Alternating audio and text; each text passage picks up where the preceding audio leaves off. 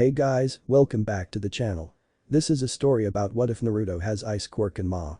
Before I start, please support for more amazing content and do consider subscribing to my channel and share this video with your friends. This is written by KingBeasta and link in description and support writer. Let's start the video. UA High School, a KKMKM, is an academy where students learn and train to become heroes. This is the age of superheroes ever since the first ever quirk. Other people with special abilities have been popping up, but unlike where in the comics a person who has no special power can become a superhero, but this is a real world, only someone who has a quirk can become a hero.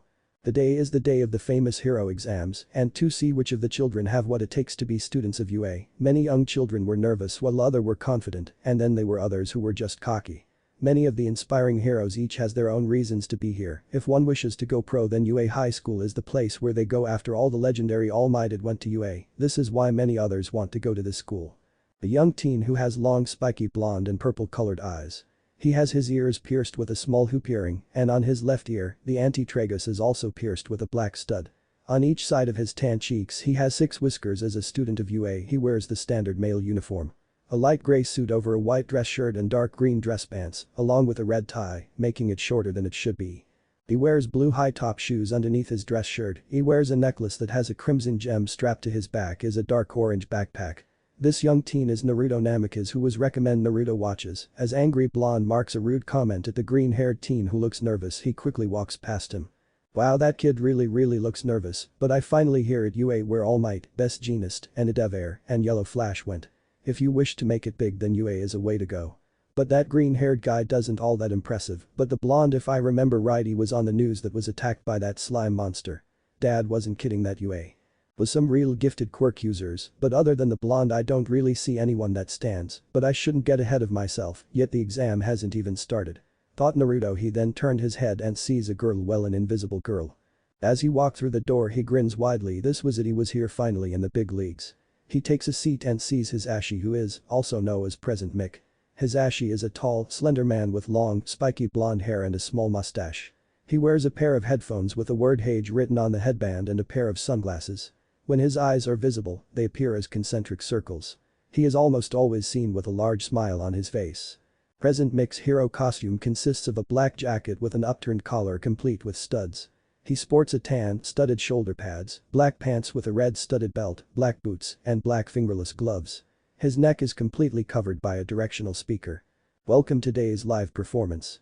Everybody say hey, roared Present Mick, but he was welcomed to complete silence. But the man keeps a grin on his face. Well, that's cool, my examinee listeners. I'm here to present the guidelines of your practical. Are you ready? Asked Present Mick, but he was once again greeted by silence. Yeah, exclaimed the hero with excitement. It's the voice hero, Present Mick. Wow.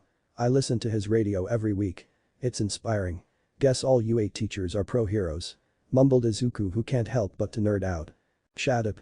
Snarled Bakugo, annoyed with hearing Izuku going into fanboy mode. His eyebrow also twitches in annoyance as he hears the sound of loud slurping noise behind. The students watch as the screen behind the hero lights up showing A through G. You'll experience 10-minute-long mock city scrape maneuvers. This is how the test will go, my listeners. Bring along whatever you want. After this presentation, you'll each head to your assigned testing location. Okay. But the man was once again met with silence.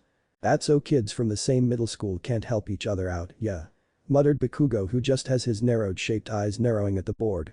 Izuku glances his eyes at the blonde, who was a scowl on his face, which isn't too surprisingly, and why consecutive are assigned to different ID locations. Said Izuku he had a feeling if him and Bakugo were in the same location, Bakugo would most likely try to burn him alive. I'll crush him. Declared Bakugo in a tone of seriousness, but you get to live another day. Thought Bakugo, who looks at Izuku with an enraged expression, causing Izuku to look in the opposite direction. Each side is filled with 3 kinds of faux villains. Points are awarded each according to their respective difficult letter. Use your quirk to disable these faux villains and earn points. That's your goal, listeners. Of course, playing the anti-hero and attacking other examiners is prohibited. Lectured Present Mick, but hearing this caused Bakugo to grit his teeth in annoyance. He was hoping that he'll be able to crush the weak quirk users. A young teen wearing glasses jumps to his feet. May I ask a question? There appears to be no fewer than 4 varieties of faux villain on the handout. Such a blatant error, if it is one, is highly unbecoming of UA Japan's top academy. We're all here today with hopes to be molded into a modeled hero. Exclaimed Tenya. He then turned towards Izuku with a heated expression, and you with the curly hair. You've been muttering this whole time, it's distracting, and you with the spiky hair, where on earth did you get ramen? Your loud slurping is distracting to us. If this is some sort of game to the two of you, then leave immediately," said Tenya with a glare while Izuku shrinks in his seat at the glare. Naruto on the other hand, every slurps his ramen even louder, causing Tenya to be flabbergasted at Naruto, who simply grins at him. "Sorry," muttered a frightened Izuku. If possible, it had seemed the grin on present Mick had even became larger. Alright. Examiner 7111, nice catch, thanks. But the fourth variety foe villain gets you 0 points. He's more of an obstacle. Have you all played Super Mario Bros., the super retro game? It's kinda like a thwomp, only one at each side, a gimmick that'll rampage around close quarters," explained present Mick. A student slams their face on the desk with a deflated expression. "Really like a video game," grumbled the student. "Got it, so it's like a stage gimmick to be avoided. Thank you, sir, I apologize for the interruption." Apologized Tenya. He then sits back down in his seat. "That's it for me. I leave my listeners with the school's motto. The great hero Napoleon Bonaparte once said, true heroism consists of being superior to the ills of life, plus ultra. Break a leg," roared the grinning hero. Naruto in response grins at this, who's excited for what the test might be. Everyone then leaves to their designated location after everyone had changed out of their school uniform and into gym or exercising clothes. Naruto wears a black sleeveless shirt that has a crimson whirlpool on the back. On both wrists he wears red wristbands, gray basketball shorts, and he wears black running shoes. He then glanced towards Izuku, seeing the green at nervous, he simply shrugged his shoulders and goes through various of stretches. He then begins to eat ramen, causing everyone around him to sweat drop. After Tenya was done scolding Izuku for attempting to talk to Ichako, he then turned towards Naruto. "And you, why are you even here? Are you even talking this seriously?" asked Tenya with a glare. Naruto continues to slurp around ramen. He glances at Tenya and grins. "Were you talking?" asked Naruto, who walked away from the fumming Tenya. "Then begin," said present Mick, but as Naruto heard those words, he quickly ran off, throwing his ramen behind his shoulders and causing the noodles and broth to spill over various of students including Tenya, Izuku, and Aoyama. "What's wrong? The test has started. Run. The die is the cast," exclaimed the blonde man. "Huh?" replied. He looked around and seen everyone had already ran off. "I'm already behind." Calm down. It's fine, I'm fine. I can do this. I was meant to do this. Meant to be a hero," thought Izuku, who's left behind. Unlike everyone else, Naruto had gained a head start, thus allowing him an advantage. "I'm not sure if the strong quirk users are here, but I shouldn't worried about that." He grins victoriously as he sees a 1-pointer, 2 and 3 slice and dice. Exclaimed Naruto. He picks up a rock with his left hand. The rock is then encased in a blue aura. He throws the rock at the 1-pointer. The rock flies with extreme speed and literally pierced right through the robot's head. Naruto then sprints and towards the level 2 robot. He dodges the laser shot by the robot. He quickly taps his hand on the robot. He watches as the robot literally runs over 2 1-pointer and 3-pointer robots. He then grins at the 3-pointer robot. He grabs various of pebbles and throws them right through the robot. He then sees various of 2, 3 and 1 robots.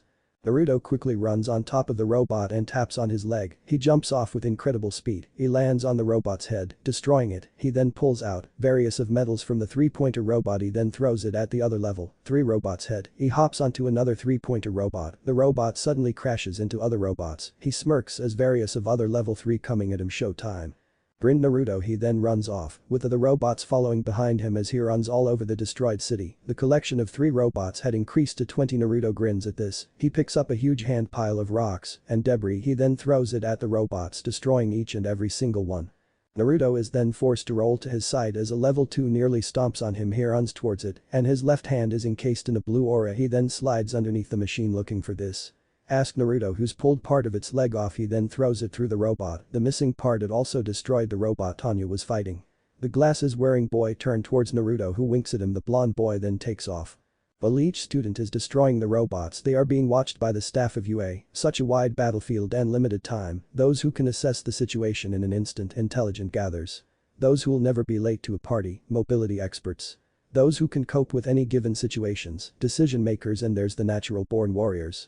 Said a hero. Each of the pro heroes watch the various of screens and see how each of the students handle the robots, the abilities needed to persevere peace in our cities, and judge by the points they earned. It begins now. Said a hero. This you're quite the bumper chop, huh? Asked a teacher with a smile. The teacher shook their head negatively. Nah, no way to know it yet. Stated the teacher. The man smiles, but this should tell us more. A gimmick that'll rampage through the close quarters, said the man. He presses Yuruki switch. A loud thump can be heard. All the students turned around and see the 4th robot that literally towers over the building. That's way too big. exclaimed a shocked student who stares at the colossal robot. It's completely overwhelming. People show their true colors when they face that. Every student begins to run in fear while Naruto sits down on a destroyed robot and just stares at the machine with a cocky fox-like grin. Izuku stares in terror at such a machine. This isn't funny. I got to run and somehow look for some points. Damn. I'm still at 0. This'll all be for nothing. Everything All Might did for me. All for nothing. Thought to frighten Izuku. Ow. Said Ichako. The sound of pain had both been heard by Naruto and Izuku. The two turn and see Ichako pinned by several of rocks. It's a bad omen to trip and fall. Said a man who watches the screen. Izuku quickly turned around, crouched down. His legs and arm are covered in a crimson energy when there's nothing to be gained. Rising to the challenge at those times is surely the mark of a true hero. The self-sacrificing spirit. Said All Might, who smiles as he watches Izuku jumps towards the colossal machine, but he then sees Naruto rushing to get the rubble from underneath her. His smile widens as he sees Izuku punches the robot. But unfortunately, there's only a minute left and the greenette still has 0 points.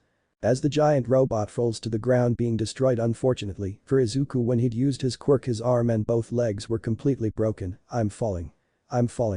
Wait. Was that All Might's power? Is that how I jumped so high? Wherever I land I'm gonna splat. Thought a terrified Izuku. He then holds onto his broken arm. This is All Might's power. Only barely this borrowed power. I got carried away at the moment. I've only been given a place at the starting line, that's all. Think, what do I do? Detroit Smash, Dedoroito Sumasu, exclaimed Izuku, who remembers a move used by All Might. Izuku gains a terrified expression as he sails down to the ground, but my legs and right arm are shot. Gotta be the left arm. If I can aim at the ground, but timing is everything. Too early or too late I'm dead. Even if I pull it off I still have no points. And with my left arm broken I can't possibly pass. Thought Izuku. But before he can use his quirk again he's then slapped by Naruto, who had jumped off of the machine that was in the air. Izuku falls to the ground, but with extreme slow pace release. Said Ichako. All the machines hit the ground while some hit the ground hard, others take a slower time to hit the ground. As 3 students hit the ground, Ichako leans over and throws up while Naruto shakes his head, trying to shake off the dizziness he felt. Izuku looks up and sees Ichako emptying out her stomach and Naruto grabbing onto the machine. I'm saved. Will they'd saved me? Are they okay? Are they hurt? Thought Izuku. He then looks up and sees both are fine, thank goodness. At least there's that. Just 1 point. Said Izuku, who struggles to move due to his limbs being absolutely destroyed. It's all over. Exclaimed Present Mick. With the test finally over, various of the students congratulate themselves except for Izuku, who hasn't got 1 point. He then begins to cry with full well, knowing everything he's done has gone to waste. That guy. Exclaimed a student. What was that? He jumped right at that gimmick. Exclaimed a shocked student who still couldn't believe the nervous and frightened greenette had done something incredible. But with a quirk like that, how'd this kid get be such a scaredy cat? Wondered another student, wondering how can someone with such an awesome quirk can be such a frightened child? Was it all an act to throw us off? Pondered a female student. And see how it helped him. Stated a student who noticed every bone in his right arm and both of his legs were destroyed. Either way he's something special. Said a quirk user. The person then turned, looks down at Izuku. Then he looks at Izuku with a calculating expression. That's not it. Weren't they watching? He jumped in to save that girl. Thought Tenya. He turned, sees Ichako with an uneasy expression due to using her quirk on so many heavy objects. There was a lot to be considered what he needed to pass the remaining time, his own safety. But he didn't hesitate. Not at all. I mean, sure, if this wasn't an exam I would have done the same. Oh, the exam course could it be? Pondered Tenya. Yes, well done. Good work.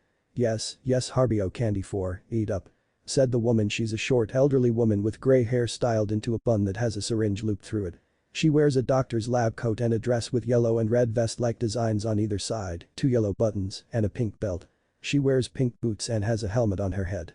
In addition, she walks with a cane designed like a syringe that she can also use for healing. This woman is Chiyoshu Zenji, or better yet known as Recovery Girl. That Mademoiselle is the backbone of UA, said Aoyama, who winks at everyone in a flamboyant manner. So your own beloved quirk did this to you? Asked Recovery Girl, but she got no response from Izuku. Almost looks as though your body isn't used to it. Thought Recovery Girl. She then kissed Izuku, shocking everyone who isn't aware of her or her quirk. Her quirk is a super healing factor. It's in large part thanks to her presence that UA dares to host such wild events. Said Aoyama. He and watches as Izuku's broken limbs begin to heal. The elderly woman then turned towards the other children. This one will be fine. Any other children hurt? Asked Recovery Girl. One by one the students shook their heads negatively. Tenya looks at the scene with his natural stern expression. Yes, if Ben exam is set up that way then he. Thought Tenya, who stares at Izuku. His eyes then switch towards Naruto, and that one he didn't seem stressed or worried about the exam, not even bothered about the time frame. Thought Tenya. Time skip. 1 week later. Naruto released a loud groan as pleasure. His eyes gazes down at the table, admiring the bowl of ramen in front. He then takes a long sniff of the ramen and smiles at the holiness that is pork ramen. While he liked instant ramen and top ramen, he would always prefer homemade ramen, especially the ramen his mother makes. While he began to eat his food, he wasn't really worried about why he hadn't heard back from UA.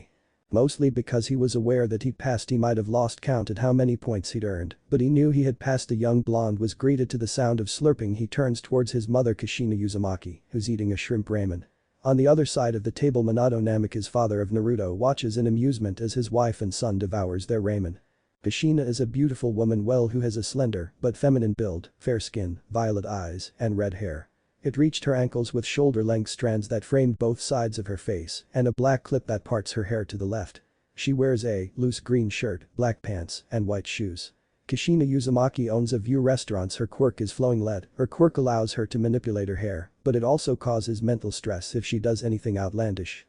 Minato is tan in color with bright blue eyes and spiky blonde hair. Minato also had jaw-length bangs framing either side of his face. The man wears a white shirt, over it he wears a green jacket, blue fitted jeans, and white tennis shoes. Minato is a pro hero who's known as the Yellow Flash. His quirk is called Flight of Armies, a quirk that allows him to teleport from one point to another, but he must place a marker to where he wants to go. Minato then turned towards Naruto. So, how did you do? Asked Minato. Naruto takes a bite of the pork. I think I passed. I mean, I may have lost count with all the robots I destroyed, but I'm not too worried. But there was this one kid who probably didn't do so well. Said Naruto. Kushina slurps up her ramen and stares at her blonde child with a questionable stare. Why you say that? Wondered Kushina. She was curious about the other quirk users. She was aware there were students who got in with recommendations, while the others had to apply to UA. After all, anyone who was serious about being a hero, their first choice will always be UA, the school where the greatest heroes come from. Naruto turned towards his red-haired mother. Well, the guy was whispering just 1 point. Said Naruto, shocking his two parents. Are you serious? He really had no points? Asked Kushina. Naruto nods his head. Her head then turned towards her husband. Minato-kun, has that happened before? Asked Kushina, who's aware that Minato had went to UA when he was young. Minato run his hair through his shaggy hair. Not that I can recall. Even some of those who don't have that much of a quirk werewolves able to get a quirk. Said Minato. He then takes a sip from his tea. He honestly couldn't remember someone ever getting 0 points. But the guy was in last place. Said Naruto. Minato raised his eyebrow at the younger blonde. Well, when present make said begin, I was the first to run, then everyone else, and finally that kid, and to be honest, he looked frightened and extremely nervous. Said Naruto. But it's only natural, Naruto. Most people would be. Not everyone can make a plan at a second notice. Said Kushina. Naruto then gained an embarrassed expression, but the one thing that didn't make sense to him, if the kid had such a great quirk, he and his mother then goes back eating their ramen, not wanting it to be cold. Cold ramen was never a good thing, it was meant to be hot. Minato is then greeted to the sound of slurping. This causes him to chuckle at the two. Well, at least the two of them have their priorities right. But this year's UA are looking very promising, and from what I heard All Might is going to be teaching there too. But what troubles me is the increase of super villains. They seem to be more smart. I think I might have to speak with Dad concerning the growth of villains. Thought Minato, his blue eyes narrowed in suspicion. Almost all the pro heroes had began to notice. Naruto, you're the only one from Konohagakure Academy, right? Asked a curious Minato. Naruto nods his head. Yeah, pretty much. No one at Konohagakure were there for the entrance exams. Well, I think they weren't. I didn't actually see anyone from my school honestly, so I have no clue or not. Said Naruto, who begins to once again slurp his ramen. Are you going to miss your friends? Asked Kushina. She knew how hard it was to make new friends. Not only that, but children can be cruel, even though she didn't have to worry about anyone picking on her son, mostly because he would prank them, but that didn't mean she wouldn't worry about her son. The two parents watched as Naruto shrugged his shoulders. Never really thought about it, but I think I'll miss Shikamaru, Sujetsu, Kin, Kiba, Amoy, Gaara, and Haku the most. Said Naruto. They were one of his best friends, especially Shikamaru. He would even at times go to the track and trained with Lee, who didn't have a quirk. The guy just loved to work out, which didn't surprise him, since he was the son of Might Guy, who was a personal trainer for athletes. Kushina looked at Naruto with a confused expression on her face, but I thought both Gaara and Haku has a quirk. Replied Kushina. It didn't make sense why the Red Eater Ravenet didn't attend UA. After all, they both had great quirks, Gaara being able to control sand and Haku with ice, and their quirks were anything but weak. Naruto then rubbed the back of his head nervously, causing the two parents to gain a sweat drop on the side of their head. Funny story, we didn't actually talk about which school we were going to, I guess I was too busy. Said Naruto, who laughed nervously. Kushina's purple eyes glares at her son, causing him to shrink in his seat at the fierce glare. And what was more busy than talking to which school you were going to? Asked Kushina, but the tone she'd used was anything but sweet. Both the elder and younger blonde then gains a cold shiver, running down each of their spines. We were pranking Mizuki and Abisu. Mumbled Naruto. The doorbell. Suddenly Kushina got up and ran to the door. Both Naruto and Menma released a sigh. They didn't know they were holding. Man, that was clone. Said Naruto, who was holding deep breath. Minato nods his head in agreement. Kushina then walks back with a huge grin plastered on her beautiful face. Guess what? You Naruto got mail. Exclaimed an energetic Kushina. She puts the envelope on the table. The envelope was from UA. Naruto grins at this. Location. UA. Various of teachers can be seen staring at the huge screen. Scores for the practical are out. Said a teacher on the board. The most notable scores was Katsuki Bakugo, who had 77 villain points and 0 rescue, Naruto Uzumaki had 64 villain points and 32 rescue, and Izuku Midoriya had 0 villain points and 60 rescue points. The teacher stares at the image of Bakugo in first place with 0 rescue points. Exclaimed a shocked hero. He's one tough cookie. In the second half, when the other examinees were slowing down, he just kept going. The 1 and 2 foe villains were just itching to capture him. Said a pro hero. And on their other end of the spectrum, in 7th place with 0 villain points. Said a teacher who's staring at another board with a terrified Izuku. Yes, other have stood against the gimmick in the past, but it's been a while since someone has taken it down. Said a teacher who was impressed with Izuku. It makes me wanna go, yeah. Exclaimed an excited teacher. But he was considerably damaged by his own power, like a child getting a glimpse at his power. Said a hero who just stares at Izuku with a raised eyebrow. A strange one that one is, looks like the typical failure in every way. Said a teacher. Who care about the details? I like the kid. Yelled someone who's overly excited. It makes me go, yeah. Roared a teacher. Geez, what a racket. Said a ravenet who has lazy look. They looked at different screen. On the screen is Naruto grinning like a fox and the one who'd places third with 64 villain points and 32 rescue. This kid quite talented with the use of his quirk. Said a teacher.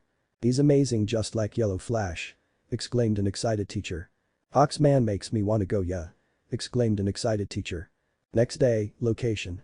UA High School.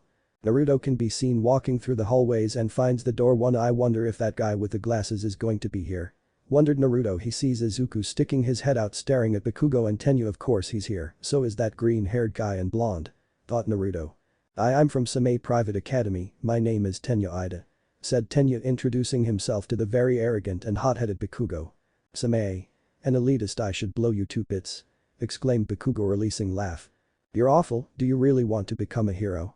Asked Tenyu, who couldn't believe the person in front of him wanted to become a hero as he saw it. Bakugo looked more and acted like a villain. He turned his head and sees both Naruto and Izuku. The well-mannered student walks to them. I'm from Same Private Academy. Said Tenyu, but Naruto raised his hand up. Yeah, we know, we heard you. I'm Naruto Uzumaki. Said Naruto, introducing himself. I'm Izuku Midoriya, pleased to meet you, Ida. Said Izuku. Tenyu nods with a respectful bow. He then turned towards Izuku. Midoriya, you persevere the true nature of that practical exam. Well, I did not. I misjudged you, I hate to admit it, but you are the superior candidate. Said Tenyu, who grits his teeth while Izuku and Naruto sweat drop at him. Deku. Growled Bakugo, glaring at Izuku. Ah, that curly hair. Plain-looking boy. Said Ichako, who entered the room. Naruto would have laughed at what she said, but something caught his attention, and that being his friend Haku. Haku is a young man with an androgynous appearance. He has long black hair, pale skin and large dark brown eyes, and a slender frame. He wears the standard male uniform. A light gray jacket over a white dress shirt and dark green dress pants, along with a red tie, and he wears blue shoes. Hey Naruto, I knew you'd make it. Said Haku, flashing his friend a smile. Naruto could only stare in shock at his friend. I didn't know you were at the exam. Exclaimed Naruto. No real surprise there. I saw you. Well, I heard you slurping. I know that sound of slurping anymore. I was going to say hi, but I'd figured this would be better surprise. Laughed Haku. Naruto then flashed his friend a fox grin. Well, at least I'll know someone who goes here. Is Gaara coming here? Asked Naruto. Haku shook his head negatively. Naruto's and Izuku's eyes widened. Both Ichako and Haku turned around, seeing a man inside a camping blanket with only his head showing. If you're here to socialize, get out. This is the hero course. Said the man. There's someone in here. Exclaimed a shocked student. The man enters the classroom and unzips himself. It took 8 seconds for you to quiet down. Time is precious resource, you lot aren't very rational, are you? Asked the man. So, this man must be a pro hero, but he doesn't look familiar. Thought Haku. I'm your homeroom teacher, Shota Izawa, pleased to meet you. Said Izawa. Shota Izawa is a slender and tall man with messy, shoulder-length black hair that partially hangs in front of his face and often half-open black eyes. Shota is usually recognized for his worn-out appearance, often appearing as if he just rolled out of bed. His facial hair remains unkempt and his eyes almost always look tired and droopy. Shota sports a ragged black outfit that consists of a long-sleeved shirt and matching pants that tuck into his boots. He also wears a utility belt and his signature scarf at all times. He hides a pair of yellow goggles underneath his scarf for when he needs to use them in battle. "Homeroom teacher!" exclaimed the whole class. "Quickly now, change into your gym clothes and head to the ground," said Izawa, who holds ultimate gym clothes right in front of Izuku. "What about the entrance ceremony? Our guidance sessions?" asked Ichako, who was already wearing her gym clothes along with everyone else. "No time to waste on that stuff if you wish to be a hero. UA is known for its freestyle education system. That applies to the teachers as well," said Izawa, who glances back at the children's softball, throwing the standard long jumping the 50-meter dash. Grip strength side to side stepping upper body strength, seated toe touching. You did all this in middle school, yes? Your standard no quirk gym test. This country still insists on prohibiting quirks when calculating the averages on this record. It's not rational, the Department of Education is just procrastinating. "Bakugo, how far could you throw in middle school?" asked Izawa. Bakugo turned towards Izawa. 67 meters. Said Bakugo. "Great, try it with your quirk. Do whatever you need to, just don't leave the at your all." Izawa, who points down to the circle. "Awesome. I'll just add a little boom to pitch." Thought Bakugo. He grabs the ball and doesn't hold back, a huge explosion engulfed his whole arm, the ball flies off with a sonic boom. "It's important for us to know our own limits. That's the rational step to finding out what kind of hero you'll be," said Izawa. He shows the machine reading 705 meters. Said Izawa. 705 meters, seriously? Exclaimed a shocked student. "Whoa, that was awesome." A male who's excited. "So, we can use our quirks for real. Man, the hero course is awesome," exclaimed a student. "Awesome, you say? You're hoping to become heroes after 3 years here and you'll think it'll be all fun and games. Right, the one with the lowest score across all 8 boards will be judged hopeless and be expelled. Your fate are in our hands. Welcome, this is the hero course at UA High School," said Izawa in the cold tone, causing many to be scared and frightened, especially Izuku. Recap. "What about the entrance ceremony? Our guidance sessions?" asked Ichako, who was already wearing her gym clothes along with everyone else. "No time to waste on that stuff if you wish to be a hero. UA is known for its freestyle education system. That applies to the teachers as well," said Izawa, who glances back at the children's softball, throwing the standard long jumping the 50-meter dash. Grip strength side to side stepping upper body strength, seated toe touching. You did all this in middle school, yes? Your standard no quirk gym test. This country still insists on prohibiting quirks when calculating the averages on this record. It's not rational, the Department of Education is just procrastinating. "Bakugo, how far could you throw in middle school?" asked Izawa. Bakugo turned towards Izawa. 67 meters. Said Bakugo. "Great, try it with your quirk. Do whatever you need to, just don't leave it your all." Izawa, who points down to the circle. "Awesome. I'll just add a little boom to pitch." Thought Bakugo. He grabs the ball and doesn't hold back, a huge explosion engulfed his whole arm, the ball flies off with a sonic boom. "It's important for us to know our own limits. That's the rational step to finding out what kind of hero you'll be," said Izawa. He shows the machine reading 705 meters. Said Izawa. 705 meters, seriously? Exclaimed a shocked student. "Whoa, that was awesome." A male who's excited. "So, we can use our quirks for real. Man, the hero course is awesome," exclaimed a student. "Awesome, you say? You're hoping to become heroes after 3 years here and you'll think it'll be all fun and games. Right, the one with the lowest score across all 8 boards will be judged hopeless and be expelled. Your fate is in our hands. Welcome, this is the hero course at UA High School," said Izawa in the cold tone, causing many to be scared and frightened, especially Izuku. Recap end. The green-haired teen turns to Naruto and stares in shock as he grins and looks very excited. What's he so excited about? We can be expelled on the first day? He's just smiling. "Oh man, this isn't good. I still can't use one for all without breaking my limbs," thought a frightened Izuku, who was now regretting not training his body at much earlier age than later, but he was also confused about the excited whiskered blonde. "Satsuna Tokage, you're up," said Izawa. The sharp-toothed greenette grins widely. Izuku seeing the sync blushes at her. My quirk isn't that flashy like that Bakugo guy, but I'll just show them how cool my quirk is. Thought Setsuna. Her arm pops off her socket, shocking many of the students. She ignores the many stares and then makes her arm float in midair. They watched as her arm spins itself, becoming a spinning blur. Her hand lets go of the ball, allowing it to soar into the sky. Her arm returns back to her body and gives everyone a victory grin. 312 meters, said the last man, his usual dull tone. He had to admit that quick is quite useful. He could think of many ways how such a quirk can save many lives. You the excited one, Naruto Namikaze, says Izawa. The just made the blonde grin even more. He then lets out victory laugh, causing everyone to sweat drop at him. Well, a facepalm can be heard. No doubt the one who facepalm was Haku. Finally it's my turn to show off my awesome. Now behold my kickus, just throw the ball. Says a very irritated Izawa. He mentally groans to himself, wondering why he's cursed to have a very angry blonde but very energetic blonde. It was honestly too early for anyone to be as hyper as the whiskered blonde. "Eh, sir?" exclaimed Naruto with a toothy grin. He grabs the ball with his right hand, activating his quirk. The ball is then covered in a red aura. He then throws the ball. Everyone watches as ball soars through the air very slowly, just like a Chaco. "Infinity," said Izawa. He turns to Naruto, who just puffed out his chest with a proud smirk, while Haku just shook his head at his longtime friend. "Hakuyuki," said Izawa. Naruto slaps his friend on the back, cheering for the young teen. Everyone watches as the pretty boy grabs hold of the ball. Cold air then begins to swirl around his arm. He throws the ball and commands air vectors to make ball soar even farther. 628 meters, Izuku Midoriya, said Izawa. The green-haired teen looks incredibly nervous. Actually, he looks like he might suffer from a heart attack. "Midori is not doing too well, is he?" questioned Lita. Chako looks at her friend with worry. "Of course not. He's a quirkless fucking guppy," growled Bakugo. Naruto looked at Bakugo with confused look. "Are you stupid?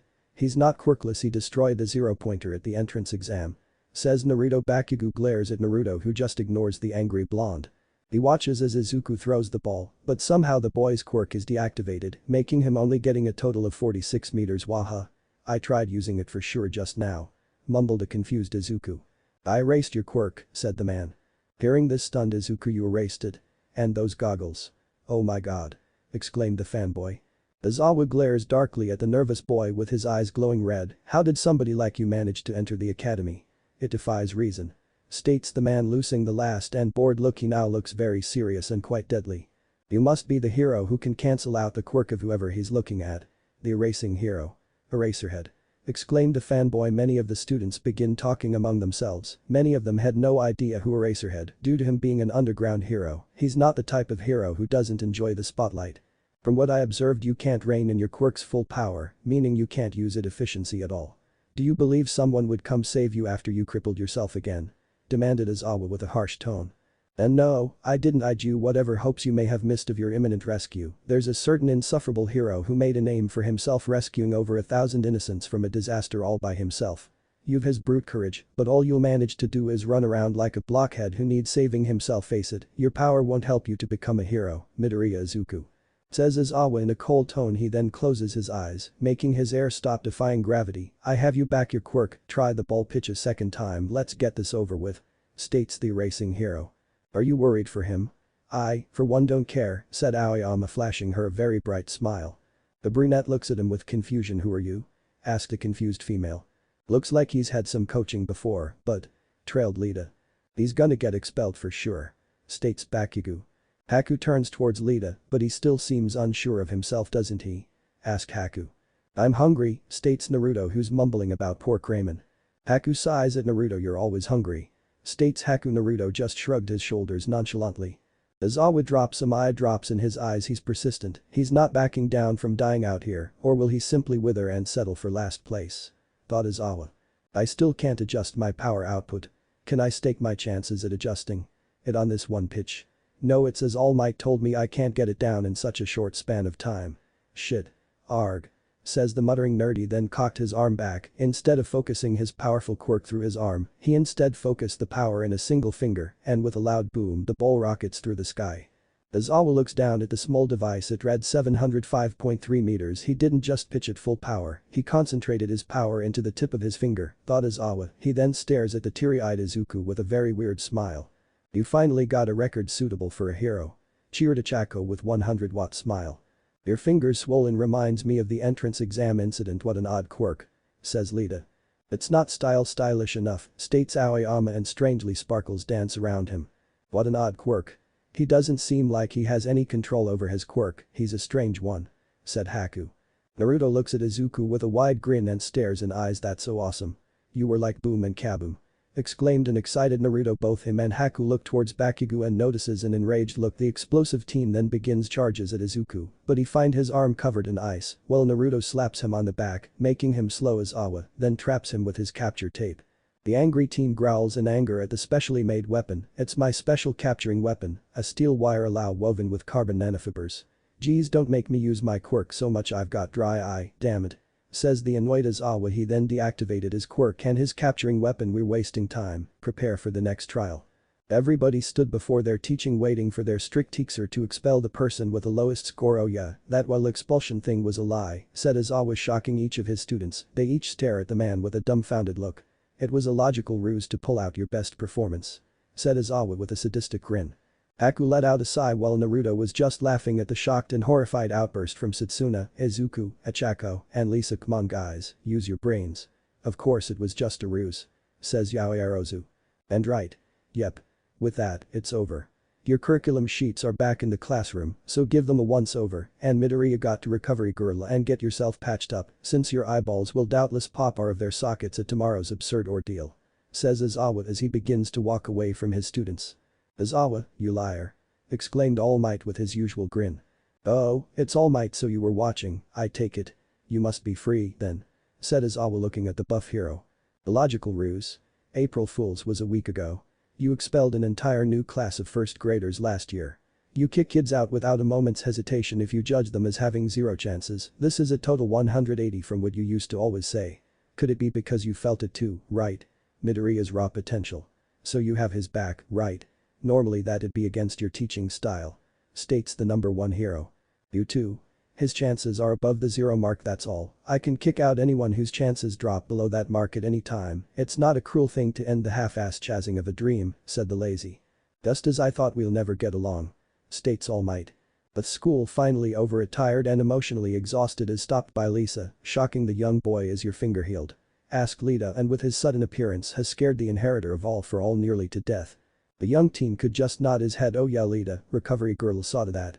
Said the nervous boy. He then looks down at his bandaged finger with a look, a determination. He knew he couldn't just go with breaking his recklessly, but unfortunately he has no idea how to use this quirk without turning his limbs into noodles. I have to say, Aizawa-sensei really got me. I'd actually thought so. This is what the highest academia is like. Now I see how a teacher can encourage through deception. Said Lita. Hey there. Hey you two. You headed towards the station. Wait for me. Exclaimed Achako, running towards the two young boys. Not far behind her, a cloud storm heads in their direction, shocking the three, and to their shock the cloud storm was actually Naruto dragging along Haku. The blonde smiles brightly at three. Yo. Wait up. Exclaimed Naruto, grinning like a madman. You're that infinity girl and boy. Said Lita. Naruto grins to himself. Yo, what's up? I'm Naruto Uzumaki. Call me Naruto, I don't care about formalities. Says Naruto, brightly giving them a good guy pose. And I'm Hakuyuki, nice to meet each of you. Says the pretty boy. Achako smiles brightly at them with a bright and sweet smile. Hi, I'm Uraraka Achako. You're Lita Tenya, and if I'm not mistaken, Midoriya Deku. Says the brunette, smiling at the awkward nerd. Deku? Exclaimed the shocked and horrified Izuku. Oh yeah, that jackass called you that, said Naruto, thinking back to what Bakugo said or yelled. The blonde didn't really like him, and the fact that Bakugo reminded him of those small chihuahua dogs. Actually, my name is Izuku. Deku is just what Meacham calls me to demean me. Explains Izuku while using very fast hand movements. Oh, so it's an insult. Said Lita. I see, not the hero type. States Haku. From what he saw today, Bakugo seemed more like a villain than a hero. He even acts like a villain. He's a big stupid head. Exclaimed Naruto. Haku and Izuku sweat drop as they watch the hyper time shadow boxes. For real? Sorry. But you know, I kinda like the name Deku for you, it gives me a sorta never give up vibe, you know.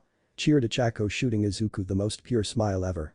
And of course, with this being the first comment he'd ever received from a girl other than his mother, turns Izuku into a bright red tomato. Hi, I'm Deku, said Izuku. Haku and Naruto shot the young boy a raised eyebrow. Didn't Chow just said that Bakugo guy used that as an insult? Come on, Izuku, you can't let people like him walk over and you have stand up against him. Lectured Haku with a sigh. Hey, I have an idea. Let's go train. Exclaimed Naruto. But we can't, it's illegal to use our quirk. States Lita. Naruto just waved him off. It's fine, I know a place besides you suck. Exclaimed Naruto pointing at Izuku who just crumbles into dust. He ignored both Lita and Ichako, who are trying to tell him he can't say that or how mean it is. Out everyone in class, you are the worst. Said Naruto. Izuku suddenly felt the urge to roll over and die at the words. You have zero control, I take it, you are a late bloomer. Asked Naruto. Izuku just nods his head. Yeah, I got my quirk pretty late, I don't have full control over it, I just don't know how to use my quirk without breaking something. Explained Izuku. Naruto nods his head. Ah, I see you Yakno, you are kinda dumb. Why not just lower the output you use instead of going all out? Why not just using a small percentage? Said Naruto like it was the most normal thing. Before he could even say anything more, Naruto grabs hold of Izuku and Ichako and rushed off, no doubt heading towards his training spot, leaving Haku and Lisa in the dusk. Yuki, is your friend always so full of energy? Asked Lita. He honestly never seen such a teen so hyper. It was almost like Naruto had this unlimited energy of hyperactivity. He actually doesn't remember Naruto being calm during their time in class. Haku released a nervous chuckle. Yeah, Naruto always been this hyper even back in grade school, he would always want to go on an adventure. The idea of slow down doesn't really belong in his vocabulary. I think he might have ADHD, I don't know anyone who can be as hyper as him. Oh yeah, Lita, and please call me Haku, I'm also not on for formalities now, come on, Naruto might run them in the ground. Said Haku. Lita nods his head, following after them. The next day. Izuku, Ichako, and Lisa was very tired from the torture Naruto had put them through. When he said training, he didn't mention he'd also introduced them to the workout monster known as Rock Lee, a quirkless student who wishes to be the greatest martial artist. Unknown to them, Izuku thought Rock Lee was amazing, someone who was born without a quick but didn't fall victim to the loneliness and despair he have to train with Lee. The one good thing that came out from this was thanks to the insight of Naruto and advice of Lee, he was able to use all for one without breaking his bones. He can at least use at least 4% of the quirk, but of course this took nearly the whole day for him to figure out, and he had to admit Rock Lee hit like a fucking tank. It's me. Through the door, like a normal person. Exclaimed All Might, bursting through the door, shocking many of the students except for Naruto, who seemed busy stuffing ramen down his throat. I can't believe it. All Might's really gonna be teaching us. Exclaimed a blonde student. That design's so Silver Age. That our style clashes so much it's giving me goosebumps. Exclaimed the red-haired teen with a large grin on his face. For this class, we'll be building up your hero foundation through various trials. You'll get tons of credit for it. Foundational hero studies. Let's jump right in with this. The trial of battle. And to go with your first battle, we've prepared the gears we had you send in requests for to match your quirks. Says the man behind him. A vault containing their superhero costumes appear. Our battle gear. Awesome. Roared the excited Kirishima. Naruto grins to himself. Hell yeah. This gonna be awesome Yakno. Exclaimed Naruto, who's literally bouncing in his seat. That changed and we'll be ready to go. Everyone gather at ground B. The barn you bring into the battlefield is vitally important, boys and girls. And don't forget. From here on out you're all officially heroes. Alright. Let's see what you're made of, you embryos. Grinned All Might with his usual grin. Naruto's hero suit is white with gold pants, white gloves, and gold boots, with a symbol of a good split lightning bolt in the middle of his chest. He also has shoulder pads and other protectors added. His costume was also modified to endure harsh wind and friction. The suit also has various of compartments that hold various ninja tools. He also wears a good visor to protect his eyes and allow him to view different light spectra. Haku wears white double-breasted trench coat with black lapels that is fastened by 4 buttons on either side and which has a badge with a 6-pointed cross on its left breast. He has a black belt with a large buckle around his waist, slightly baggy white pants, and white boots with furry black liners. Haku smiles at Naruto. Ah, I see your costume is flashy, said Haku. Naruto grins to himself and puffed out his chest. Of course. Gotta be flashy and look like a total badass. Cheered Naruto. He then starts to chuckle to himself, confusing Haku. He turns to see Izuku in his hero clothes. Ahaha, you're such a fanboy Izuku, it's hilarious. Laughed Naruto, causing Izuku to blush in embarrassment. WW, what you mean? Questioned Izuku. He had a feeling what Naruto might be talking about. Your costume, it's dead giveaway how much you like All Might. But it's cool though, yours is pretty cool too Ichako, said Naruto, turning towards the brunette. She smiles at him. Thank you Naruto, but I wish they didn't make it so puffy, complained Ichako. Naruto nods his head. Well, you can always take it to the support class to get it upgraded, said Naruto. He knew nearly everyone would be going to the support class. Haku then elbows him in the ribs. Naruto turns to the pretty boy. SHH, All Might is explaining the test. States Haku. The two turn towards the Tower of a Man for this training. We'll shave some villains guard a nuclear weapon they intend on deploying. The heroes must stop them and their nefarious scheme before it's too late. If the heroes capture the villains or reach the nuclear core before the time runs out, they win. If the villains manage to keep the core the whole time or capture the heroes, they win. Anyway. Let's start this. Exclaimed All Might with a bright smile. He also was interested in seeing Izuku.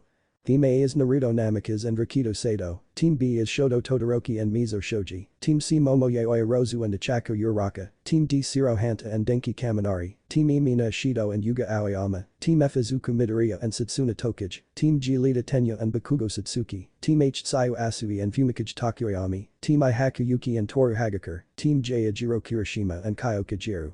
AN. Koda and Ejiro are in Class 2B along with Mineta, not that I think anyone really cares lol. Satuna's hero costume consists of a purple, scaly mask over her eyes, a simple bodysuit with a matching design and black knee-high boots. She wears finger gloves with orange three-piece wrist guards and a belt around her waist with what looks to be a jewel embedded into the center. The female green-haired female grins widely at him. Hey there cutie, I guess we're teammates. We green hairs gotta stick together. Grins Satsuna. She goggles to herself as she watches the nervous Izuku become as red as an active volcano. He may be quite jumpy, but he was cute, especially with those freckles. She just called me cute. Oh my god. Oh my god. Say something damn it. Thought Izuku blushing up a storm, but he is happy for the mask hiding his face. And the first two pairs to do combat will be the following. Pair A will be heroes. And pair D will be villains. This scenario has the villains inside the building first. After 5 minutes, the heroes will be let in as well. Everyone else will be able to watch what unfolds through the surveillance cameras. This will allow young Kaminari and Shiro to get inside the heads of villainkind. This a practical training exercise. So go all out without fear of injury. Though naturally we'll cut it short if things get out of hand. At least we have a layout of the building. I suppose we just have remember it from memory. Oh yeah, my name is Rikido Sato. Said the large teen with a friendly smile. The two shake hands. Nice to meet you Sato. I'm Naruto Namikaze, but you can call me just Naruto, and my quirk is forward. Grinned Naruto puffing out his chest with pride. Sato chuckles lowly at the blonde. Forward? Asked a confused Sato. He remembered how Naruto uses his quirk to slow the ball and use it to slow down Bakugo, other than that he had no idea the capabilities of Naruto's quirk. Naruto dumbly nods his head with a giant grin. Yosh. With my left hand I can speed up things, with my right hand I can slow things down, and if I use both hands well, that's when things get real fun. Unfortunately, when I use the power in my left hand on myself it's hard to control since the amount of G-force is so strong. Back then I usually ran into signs. And if I overuse my quirk I start to get migraines, said Naruto. He remembered when he first used his speed up power on himself and he couldn't stop until he ran into a stop sign. Sato looked at him with a blank look. He's joking, right? He literally ran into pedestrian signs. But what does he mean if he use both hands things get fun? I think Namikaze is crazy. Thought Sato. He then coughed in his hand. My quirk is Sugar Rush, allows me to increase my strength 5-fold for 3 minutes. In order to activate my quirk, I needs to consume 10 grams of sugar. When converting sugar into strength, my cognitive functions gradually drop, making myself very sleepy afterward. I also have a hobby of making sweets which helps my quirk. Said Sato taking out a small box macaroon. Wait, you can make sweets like dango? Asked Naruto. He then begins asking Sato about various of sweets, causing the large teen to just sweat drop at him. Then it settles. Sato. From this day on we're friends. And can you make me some peanut butter cake? Maybe some cheesecake ice cream? Wondered Naruto with a wide grin. Sure, I don't mind, but shouldn't we plan on what to do? Asked Sato. Naruto smiles warmly and just waved off, causing Sato to sigh at his carefree attitude. Nah, it's fine, I got this cover. Leave everything to me. Said Naruto with a toothy grin. He then flexes his arm. Naruto sure if confident and a little bit too carefree, thought Sato. Kaminari, you are this is gonna work? Asked Shiro pointing at the various of strips of rape covering their hideout. They even had the tape low to the ground. The lightning quirk user nods his head with full confident smirk. Of course dude. I mean come on man, we just can't let that Namikaze guy touch us. And while we're at it we'll impress those girls. Said the grinning Kaminari.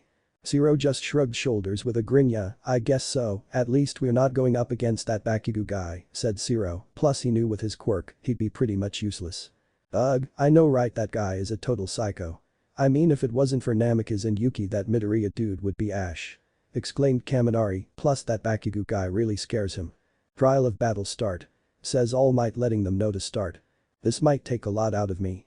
said Naruto with his right hand covered in a red aura. He taps his hand on the building. Sato stares in shock as the red aura runs through a whole building. Naruto wipes the sweat from his head and grins at the shocked Sato. Okay, let's go. Cheered Naruto as he usually walks through the building. Sato quickly follows after him. As the two walk up to the villains, Sato stares in shock at the slow-moving Zero and Kaminari. Ahahaha. It's no use bad guys, you're stuck in slow motion. Laugh Naruto as he skips to the bomb and taps it. We win. Laugh Naruto. He then deactivated his quirk allowing Zero and Kaminari to move at normal speed. Unfortunately, this causes both of them to land on their faces. This dude is so broken. Muttered Kaminari. Zero groans in agreement. Hero team wins. Stuttered All Might as he and the other student stares at shock at the one-sided battle. Young Namikaze is incredible and that quirk is powerful. No wonder why he's so confident. Thought All Might. That fucking bastard. He can slow people and objects. It doesn't seem like the size even fucking matters. What the hell, who fuck does this bastard think he is? Thought a very furiously Bakugo. Amazing. He ended it with one move. Exclaimed a shocked Izuku. He then begins going on a muttering rampage talking about Naruto's quirk in the applications. All Might coughs in hand and stares at Izuku, causing the young boy to stop his analytic muttering. Does anyone have anything to add to young Namikaze and Sato? Ask All Might. The other students shook their head. Okay, then let's continue on with the second match. Team I will be hero. Team G will be villains. Exclaimed All Might. This causes Bakugo to grin darkly to himself, no doubt thinking about getting some payback. Toru bounces on her feet with a happy-go-lucky demeanor. Even though Toru is invincible, he could still tell the young girl is a very bright girl. Oh my god. I can't believe we have to go up against that exploding, but he's so scary. Exclaimed Tori, shivering in fear. Haku smiles warmly. It's okay, Toru. Don't worry, I won't let Bakugo lay one hand on you. Says Haku. If he could see her he would see her cheeks becoming a bright pink. I guess I should tell you about my quirk. It's called cold air. It allows me to create, shape and manipulate cold or freezing air. Said Haku. He demonstrates his quirk by summoning cold and creating an icy thorn whip. Toru claps her hands in amazement at Haku. That's so cool. You're amazing, Haku. Cheered Toru. She then gives him a peace pose, and my quirk is obviously invincible. So, what are we going to do for a plan? Asked Toru with worry. I'll handle Bakugo. He's a very short-tempered and single-minded. He'll come after me since I stopped him from attacking Izuku. While he's focused on me, I want you to find the bomb, and with your quirk you can easily sneak by him. Lita is smart though, so I'll assume he'll try to find a way to stop us. Can I count you? Asked Haku. The bubbly girl gives him a thumbs up. Trial of battle starts now. Exclaimed All Might. The two nod their head at each other. Toru drops her gloves and boots, becoming completely naked in the process, while cold air swarms around Haku. Just as they take a left, they are suddenly ambushed by Bakugo, who's leaping at Haku with an explosion punch. This'll put you in your damn place, you fucking bastard. Screamed Bakugo as he's trapped in an once glacier. Amazing. Even young Yuki is just as talented as young Namikaze. Not only that, but he knew Bakugo would go after him and used young Bakugo's rage against him. Thought All Might. I don't believe it. He stopped Kacchin dead in his tracks. Thought Izuku. After all, this was the first time he saw someone easily deal with his childhood tormentor. As Haku walks away he creates a very thick layer of ice. This will slow him down, said Haku. He then creates an ice slide. Toru, are you in position? Asked Haku. Yeah, I found it. Whispered Toru.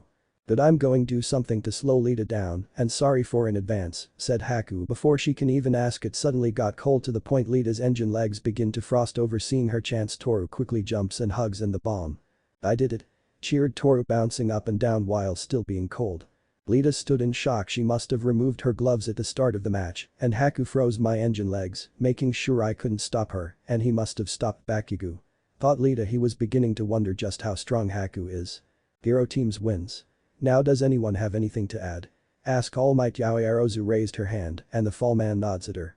Yuki and Taurus had an actual plan, while Bakugo simply ran off with no plan. He also let his anger get the best of him, allowing himself to be trapped. While Lita did get in character, he was overwhelmed by Haku's quirk. If Bakugo hadn't allowed his emotions to control him, both Lita and he could have made a plan to stop both Haku and Toru. Explained Yaoyorozu. All Might nods his head in approval. Couldn't say it better myself. Very well, let us continue with the next match. Team J will be the heroes. Team F will be the villains. Exclaimed All Might. You may be my successor, young Midoriya, but as your teacher I can't afford to show favoritism, my boy. Today marks your first step as a hero. Thought All Might. Setsuna smirks at Izuku and showing off her quirk by separating her hand into various pieces. And this is my quirk, Lizard Tail Splitter. It allows me to separate any part of my body, and I can use my quirk such as spying, long range, and tracking. Said Setsuna. Izuku shots her a look of amazement and begins his muttering warpath. He then drops himself and stares at the female green-haired girl with a look of amazement. "Do you think you can split your eye and ear into small parts to spread it around the building so we track the hero team?" asked Izuku. While he'd rather be chosen as a hero, this was a chance to show off his new control over All For One, even though he still has a hard time regulating his quirk through his body. Setsuna shot him a toothy grin. "I like the way you think, Midori-kun," said Setsuna. She had to admit the boy looked like quite plain compared to the other boys in class, but the freckled teen still had his own unique charm, plus she was quickly enjoying teasing the young boy. Izuku becomes a blessing mess at the nickname Midori-kun, exclaimed the blushing teen. It was only his second day at UA, but seemed like he was already befriending two beauties. One was quite bubbly and the other was a very confident. "Yeah, I like it. I think it sounds pretty cool, eh? You don't want me to call you that?" asked Setsuna with a curious gaze. "It's fine. You can call me Midori-kun," said the blushing walking broccoli. He then regains his composure. "But we should decide what to do about Kirishima and Jiru's quirk. I assume he has to probably do about sound, so we'll be careful around her. I'm not used to my quirk yet," says Izuku. Setsuna stares at him with confusion. Why you see, I'm a late bloomer. I didn't get my quirk till after middle school," explained Izuku. Setsuna her head, and Izuku was thankful for his quick thinking. "I saw Kirishima during my practical exam. He was able to harden his body like a bulldozer. He also seems like a straightforward type of person," states Setsuna. He nods agreement with her. She then uses her powers to split her ear and eye into several places. She then sends them out through the whole compound. "Alright, then leave Kirishima to me. He seems like one who can give us the most problem," said Izuku. She grins at him. They then hear the familiar voice of All Might telling them to start. Izuku then walks out of their hideout and decides to take on Kirishima. Even when the limit knowledge he has, he knew Kirishima would cause the most problem, but he was also thankful he didn't have to fight Bakugo so soon. Fortunately for the hero teams, they had someone who can listen to the sound. "Kirishima, Midoriya is heading down the second floor, leaving Tokuji alone," said Jiru. She was also unaware she and Kirishima were being spied on by Setsuna. She then relays. "Midori-kun, they probably know where I am. Should I take her on?" asks Setsuna. "Yeah, try to capture Jiru. If you can't, then try to hold her off until I subdue Kirishima," ordered Izuku. Setsuna then continues to split her right side apart and scatter them into tiny pieces and send them to Jiru's location. She couldn't send the rest of her since it was her job to protect the bomb. Izuku is forced to jump back as Kirishima bulldozed his way through the wall, heartbreaking his head off. "Alright. Let's have a man-to-man battle. No hard feelings," exclaimed Kirishima, charging with his fist cocked back. Izuku allows Kirishima's fist to pass by him. He then tosses the red-haired teen over his shoulder and right on his ass. He grins nervously at Kirishima. "You won't get by me so easy," exclaimed Izuku. With 3% of his quirk, he hits him with a right hook. He then follows up with low leg swipe, knocking Kirishima on his as he then tries to wrap his arms with the capture tape, but Kirishima knocks him back with a headbutt. He then nicks Izuku to the ground with a kick to the stomach, nearly knocking the wind out of him. Izuku slowly gets up but is launched back as Kirishima get at him with a close line. "Damn it, he's barely getting me time to make a move," thought Izuku just as Kirishima was charging at him like a linebacker. A sudden idea came to mind. Instead of flowing 3% of his power into his arms, he allows 9%. Can already feel the intense pain feeling in his arms. They weren't broken, so that was good. Lee is right. It's one thing to admire someone, I shouldn't copy them. This one right here is original South Florida smash, Minami Furore Dasamasu, thought Midoriya. He then released a loud thunderclap. The force of the airwaves slammed Kirishima through the wall, knocking him out. Izuku runs over to Kirishima to make sure he didn't cause too much damage. He signs in relief as he just sees a few bruises. He then ties his hands up, eliminating Kirishima. Jiru wasn't having such a good time either as she tries to fight off various of floating body parts. "Damn it. That must be Midoriya," thought Jiru. She stabs her earphone jack into the ground, sending out sound blast blowing her left arm. Unfortunately, this left her open. She groans in pain as Setsuna's left arm punched her in the ribs, while the other arm and decked her in the face with her daze. She forms the half of her body together and knocks her to the ground with Singapore smash, Shingapurusamasu, exclaimed Izuku. Suddenly Jiru is then hit by a few air blast, knocking her into the wall. She groans in pain at the blast behind the attack. Seeing as Jiru is down, Setsuna cuffed her with a tape. Jiru sighs in disappointment as she hears All Might telling the villain team once Setsuna extends her arm out, at which Jiru takes the handshake. "You were good out there, Jiru," exclaimed Setsuna. Jiru smiles softly at Setsuna. "Thanks, that's one crazy quirk you got there, Tokuji. You too, Midoriya, you got a pretty badass quirk," says the pink rocker female. Both she and Setsuna watch the blushing Izuku. After each student had their turn, the school day flew by while many had to think about the pros and cons of their fight. Izuku was no exception. While he was thinking about his own performance, his mind stayed in Bakugo after his loss against Haku, and Naruto was claimed as MVP. The loud violent blonde kept quiet. While he did plan on talking to Bakugo, these plans were denied or ignored as he was dragged off by Naruto. He was starting to understand the blonde usually does what he wants. Haku, Achako, Lita weren't far behind, but it seems like they gained 2 more to their ground. Setsuna and Sato, as they finally made it to their destination, they see Lee along with his father, Might Guy the strong hero, and 2 mysterious new people. Lee energetically waves at his friends. "Ah, Naruto, you've come. And look, I brought my father and my friends Random and Nabiki from my old elementary school," exclaimed the bushy-haired teen waving his. Naruto grins at Lee, he then turns towards Raymond and smirks at the pigtail teen. Ranma smirks at him too. "You must be Naruto Namikaze, and must be Haku. Gara falls about you too a lot," said Ranma. Both Naruto and Haku stares in shock. "You know Gara? What school do you go to?" asked a curious Haku. "This Ranma guy must have go to the same high school as Gara." Ranma gives the ice user a smug grin and puffed out his chest. He then feels nudge in the ribs and turns to Brunette, who gives him a sly smirk, causing Chin to blush sheepishly. "Shiketsu High School, and my bad for not introducing myself. My name is Ranma Satam, and my quirk is called Battle," said Ranma with a confident smirk. He does a stance of the crane, and both his hand ignite in flames. Izuku stares in amazement. He then turns to the older female. She shakes her head negatively with a smile. "I'm Nabiki Tendo, and before you ask, I don't go to Shiketsu High School, and my quirk is nothing special. It's called appliance. All I can really do is then control small appliance like TV, microwave, and lamps. I'm also this big lug's fiancé," said Nabiki. She watches in amusement at everyone's shocked expression. "It was our parents' idea, they were drunk when they had the agreement," says Ranma. This caused many of the students of UA to go quiet. "And stupid," said Nabiki. She then leans her head against his shoulder. Sato coughed in his hand and looked to the side. "Well, it seems like everything worked out for the both of you," said Sato.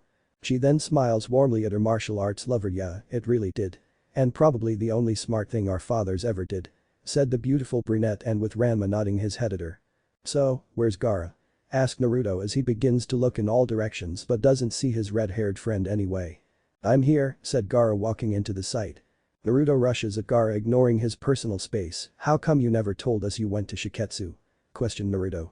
"Gara knew this was coming. I wanted it to be a surprise, and I want to prove you don't need to go to UA to be a great hero. Besides, I'm positive I can raise to the rank without the help for UA," states Gara. Many of the US students stares at the Tsuki teen in awe. Recap. Both Naruto and Haku stares in shock. "You know Gara? What school do you go to?" asked a curious Haku. "This Ranma guy must have go to the same high school as Gara." Ranma gives the ice user a smug grin and puffed out his chest. He then feels nudge in the ribs and turns to Brunette, who gives him a sly smirk, causing Chin to blush sheepishly. "Shiketsu High School, and my bad for not introducing myself. My name is Ranma Satam, and my quirk is called Battle," said Ranma with a confident smirk. He does a stance of the crane, and both his hand ignite in flames.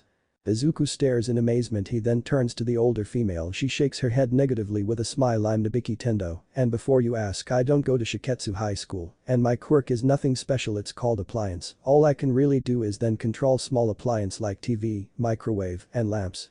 I'm also this big lug's fiancé," said Nabiki. She watches in amusement at everyone's shocked expression. "It was our parents' idea, they were drunk when they had the agreement," says Ranma. This caused many of the students of UA to go quiet. "And stupid," said Nabiki. She then leans her head against his shoulder. Sato coughed in his hand and looked to the side. "Well, it seems like everything worked out for the both of you," said Sato. She then smiles warmly at her martial arts lover. "Yeah, it really did. And probably the only smart thing our fathers ever did," said the beautiful brunette, and with Ranma nodding his head at her. "So, where's Gara?" asked Naruto as he begins to look in all directions but doesn't see his red-haired friend anyway. "I'm here," said Gara walking into the site. Naruto rushes at Gara, ignoring his personal space. "How come you never told us you went to Shiketsu?" questioned Naruto. "Gara knew this was coming. I wanted it to be a surprise, and I want to prove you don't need to go to UA to be a great hero. Besides, I'm positive I can raise to the rank without the help for UA," states Gara. Many of the US students stares at the Tsuki teen in awe. Recap end.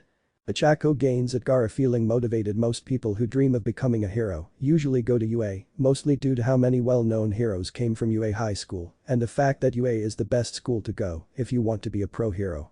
Of course, there are other schools who rivals UA, and those are Ketsubutsu Academy and Shiketsu High School. Even Tenya Lita was motivated by this for him going to UA, made since it's the school his elder brother went to. And Tenyu wanted to make a name for himself. Sato the muscular teen stares at Gaara in awe. He knew with going to UA, you will basically have the spotlight on you, but he can tell the young teen is determined to make a name for himself his own way. Naruto and Haku smiles at their longtime friend, Satsuno grins at Gaara with sharp grin. She then blinks in confusion as Izuku pulls out a notebook where the book came from. She isn't too sure. What's your quirk? If you don't mind me asking. Ask Izuku, who looks flustered with a nervous look on his face. Green-haired female grins at Izuku, thinking how cute the freckled teen looks. Gaara turns his attention towards Izuku. He raised his eyebrow, noticing how nervous the teen looks. Gaara extends his palm and creates a miniature detailed sand castle. Each of the UA students stare in surprise. My quirk is called Desert Sand. It allows me to manipulate sand any way I see fit. I can even harden the sand and create constructs. Said Gaara. He had an unreadable expression as he watches Izuku go on a rumbling tangent. Is that normal? Asked Gaara. Yeah, is your friend normally like this? Asked Ranma with a raised eyebrow watching Izuku scribble. Besides him, Nabiki is leaning against him watching Izuku with an amused look. Naruto simply waves them off. Oh, him. He's fine. Said Naruto with a foxy grin on his face. Even Sato looked at Izuku with confused look. After all, he was still new to the group and wasn't used to Izuku going on his quirk rants. Satsuno had simply laughed and pats Izuku on the back, knocking the teen out of his ramble mode. Izuku blushes at the close proximity of Satsuno. He even blushes deeper as she wraps her arm around Izuku. He then felt something soft pressed against his back. Beep boobs. Thought Izuku as he can feel her breasts against his back. Yeah, what Naruto said. Izuku here is class 1 a quirk nerd. He just likes quirks more than the average person. Exclaimed Satsuno. She runs her hand through his hair causing Izuku to turn a deep red color. Nabiki grins at the sight of the blushing Izuku. Reminded her very much of the early days with her Ranma. Ichako and Lita rushes over to the overheating Izuku, trying to cool him down. Lee and his father, Might Guy eyes gain flames in their eyes. The father-son duo then hugged each other, talking about springtime youth. Ranma coughed in his hand, gaining everyone's attention. Now if you are done flirting, says the smirking Ranma. Flirting? Exclaimed a shocked Izuku. Lee, says you want to learn how to fight. Asked Ranma pointing at the bowl-cut teen who nods his head vigorously. Ranma snickers at overly excited Lee. He watches as Izuku bobs his head. Ranma smirks at this and punches his palm. That's awesome to hear. Now show me what you got. Asked Ranma. He extends out his palm. Yosh. Show Ranma your power of youth. Exclaimed Might Guy grinning with a good guy pose. Power of youth? Questioned Sato with a confused look. He means he wants you to punch my Ranma baby's palm. Says Nabiki. Might Guy nods his head. Why you want me to punch your palm? Questioned Izuku pointing to himself. Ranma nods his head. Don't worry, my Ranma baby may look as smart as a big jock, but he's a crazy genius when it comes to marital arts, which ironically is the only good thing his idiot of a father ever taught him. Says Nabiki. The students of UA sweat drop at this comic. They wondered what kind of father does Ranma have. Ranma simply waves his hand in the air lazily. Izuku turns towards Lita, who stares back with a serious expression. Ichako, Satsuno, and Naruto give young Izuku a thumbs up. The teen gains a look of determination and nervousness. He punches Ranma's palm with a weak punch. Izuku Midoriya may be getting trained by the legendary All Might. Unfortunately, while the man has trained the boy's body to be able to use one for all, he unfortunately didn't actually train the former quirkless child to actually fight. Please, tell me you're joking. Asked Ranma with a deadpan expression. No. Mumbles Izuku. Ranma facepalms himself and groans loudly. Gaara turns towards the Izuku. Have you actually thrown a punch before? Asked Gaara. No. I never thrown a punch before, commented Izuku in a low tone, lowering his head. Ichako pats him on the back. Clearly, commented Nabiki with a sky grin. Okay, we have a lot of work to do. I guess the first thing to do is to teach how to actually throw a punch and move on from there. Says Ranma, massaging the temple of his forehead, knowing both he, Lee, and Might Guy has a long road ahead of them. Time skip. A bunch of reporters had rushed to UA Academy to interview some of the new students. Unfortunately, for Izuku, they quickly rushed the poor child who was feeling like a trapped animal. What kind of lessons does All Might teach? Questioned a female reporter. I'm sorry, but I had to go to the nurse's office. Said Izuku, trying to escape from the prying eyes of the reporters. Lend us some of your thoughts on what it was like having the symbol of peace standing before you at the podium of education. Asked the reporter, pointing the mic at Ichako. My thoughts? He was really muscly. Yeah. Says Ichako. The reporter's sweat drop at this. They found young Lita and tried to ask him the same question. Unfortunately, his answer sounded more like a long textbook. They searched around and found Bakugo they were going to interview but decided against it, especially with the scowl on his face. They found Naruto chatting away with Haku. They confronted the duo. "What do the both of you think of All Might teaching as a teacher?" asked the reporter. Naruto grins at them. He then puffed out his chest. "All Might as a teacher, he's definitely bigger than he is on TV. He's super flashy, but of course my father is with way more flashy," exclaimed Naruto, laughing loudly. The reporter's sweat dropped at this. "Wait a minute, aren't you the son of Yellow Flash?" asked the reporter. "Yes, I am," exclaimed Naruto with pride. "Okay, that's enough of that. We have to get to class, bye," says Haku. He then grabs hold of Naruto by the shoulders and pushes him forward. The reporters swarm around the stealth hero Aizawa. Unfortunately for them, he had no patience for the reporters. "The man is off duty now, you're interfering with our lessons here, so kindly vacate the premises," says Aizawa, waving them off. He then enters through the large doors of the school. "We just sat to speak with All Might directly," complained a reporter. "And aren't you a little too sloppy looking?" exclaimed a reporter. "Come on. Couldn't you get All Might to tell us a little rats?" exclaimed the female reporter. Just as she tries to enter through the gates, they close on themselves. While the reporters complained among themselves, a mysterious man was watching from afar. "It's the good old UA barrier. Well, that's what we call it anyway, unless you have a student card or special entry permission ID. The security gates will snap closed automatically. Even within the campus area there are sensors all over the place," said the strange man. "Class 1A. Aizawa slaps down a large pile of paper on his desk. "Hope you're rested from yesterday's battle trial. I took the liberty of looking at your marks and evaluation. Bakugo, stop acting like a 7-year-old, you're wasting your own talent," orders Aizawa. He knew the young blonde was talented, but his ego got in the way. "I know," grumbled Bakugo with a scowl on his face. Though, Bakugo seems like he's constantly angry. "And you, I'm surprised you managed not to break your bones, which is a good, although you went a bit far in your match. Remember, as a hero you should watch out for surroundings. Causing too much damage will put the innocent in danger," says Aizawa. "Yes sir," said Izuku. "Now let's get on with homeroom notices. I'm sorry to have to spring this on you all, but we need to pick a class president," said Aizawa. "Finally, something school-like," cheered Ichako. "I want to do it too," says Jiru. Oh, I want to be class president. Pick me," exclaimed Toru. "Oh, you mean the position that exists for me," says Aoyama with sparkles surrounding the teen. "That's like a leader position. I'll do it. Me," exclaimed Mina. While everyone was discussing among themselves, Naruto was grinning to himself, drawing in a book, while Haku was watching his fellow students with an amused look. "Be quiet. This is a task laden with responsibility where you just carry and pull everyone else's weight. Just because you'd like to do it doesn't mean you can. It is a holy office that requires the great esteem and trust of those around you. The only truly worthy leader will emerge from a democratic choice, reflecting the will of the people," says Lita with a serious expression. "Which is why this must be settled by a vote," exclaimed Lita, but his serious demeanor had lifted as even he, the studious student, rose his hand in the air. Satsuno giggles into her palm with a toothy grin. "He's really being really lofty, ain't he? With that proposal," says Satsuno. Sai turns towards Lita with her gentle eyes. "It's still too early to have developed any trust in each other," says Sai, which held quite a bit of truth after all. "It is far too early for the students of UA to have such trust with each other. And everyone will just vote for themselves," exclaimed Kirishima. "And that's precisely why the person who does manage to warn multiple votes will be the truly appropriate person for the job, no?" asked Lisa while moving his arms in a very robot-like fashion. "Is that right, sensei?" asked Lita. Aizawa, who has gotten in his sleeping bag and gives his student an uncaring her lazy look. "As long as you all decide by the deadline, anything's fine," says the lazy teen. Lita had written everyone's name on the board. It seemed like everyone has voted for themselves, although Izuku had gotten 4 votes, Momoyae Rozu had 3 votes, and Haku also had 2 votes. "I got 3 votes," says Izuku, looking at the whiteboard with a shocked expression. You can practically see the young brunette turn pale. "You gotta be shitting me. Who voted for Deku?" roared Bakugo. Although it's not surprisingly no one but himself voted for him, it also doesn't help he openly threatened and insulted everyone in class. Zero looks at the explosive blonde with a nervous smile. "Well, I guess we know who you voted for," says Zero.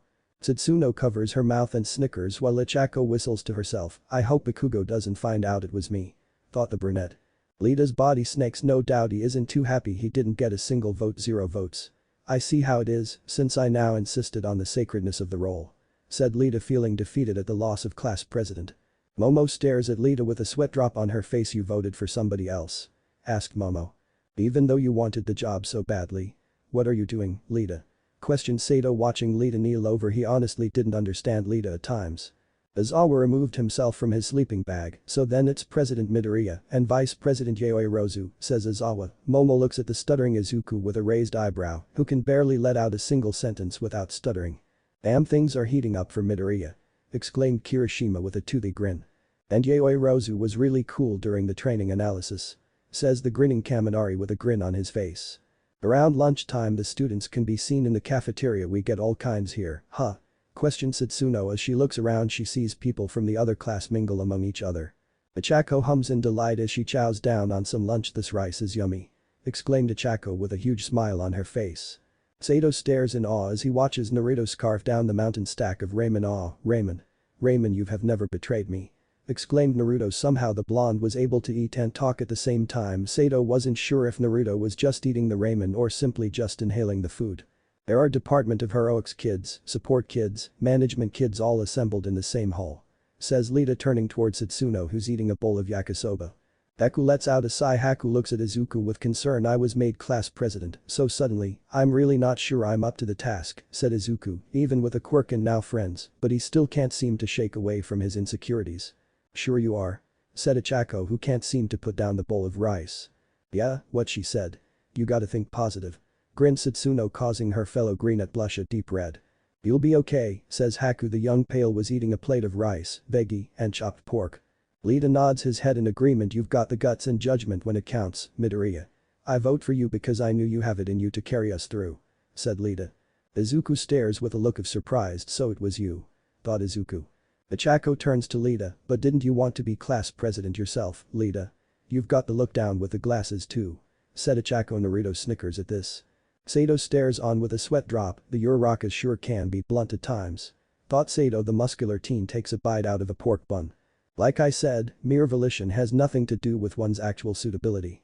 I did nothing more than follow my own judgment on the matter, said Lita.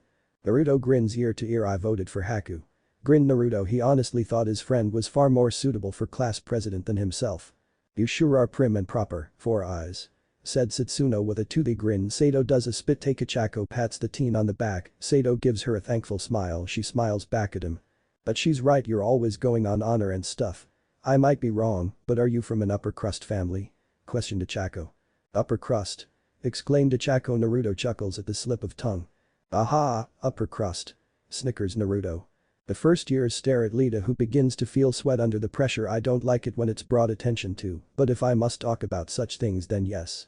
I'm from a family that's been in heroics for generations. I am currently the second son. Do you know of Turbo Hero Igenium? Asked Lita. Izuku's face lights up. Satsuno and Naruto grins at the quirk. Fanboy, of course, that's the super popular hero whose Tokyo office has hired as many as 65 sidekicks. You don't mean? Asked Izuku. The others were surprised how he said that without taking a break, although when it comes to quirk and heroes, and he's definitely the biggest fanboy. You're quite knowledgeable, but that's correct. And he's my big brother, exclaimed Lita. He's unabashed, says Haku looking at the speedster quirk using with a sweat drop. He's a beloved pro hero who prizes the rules and guides the people. And I aspire to be a hero like him one day. As such, I think it might be too soon for me to be in a leadership position for now. Midoriya is the better man.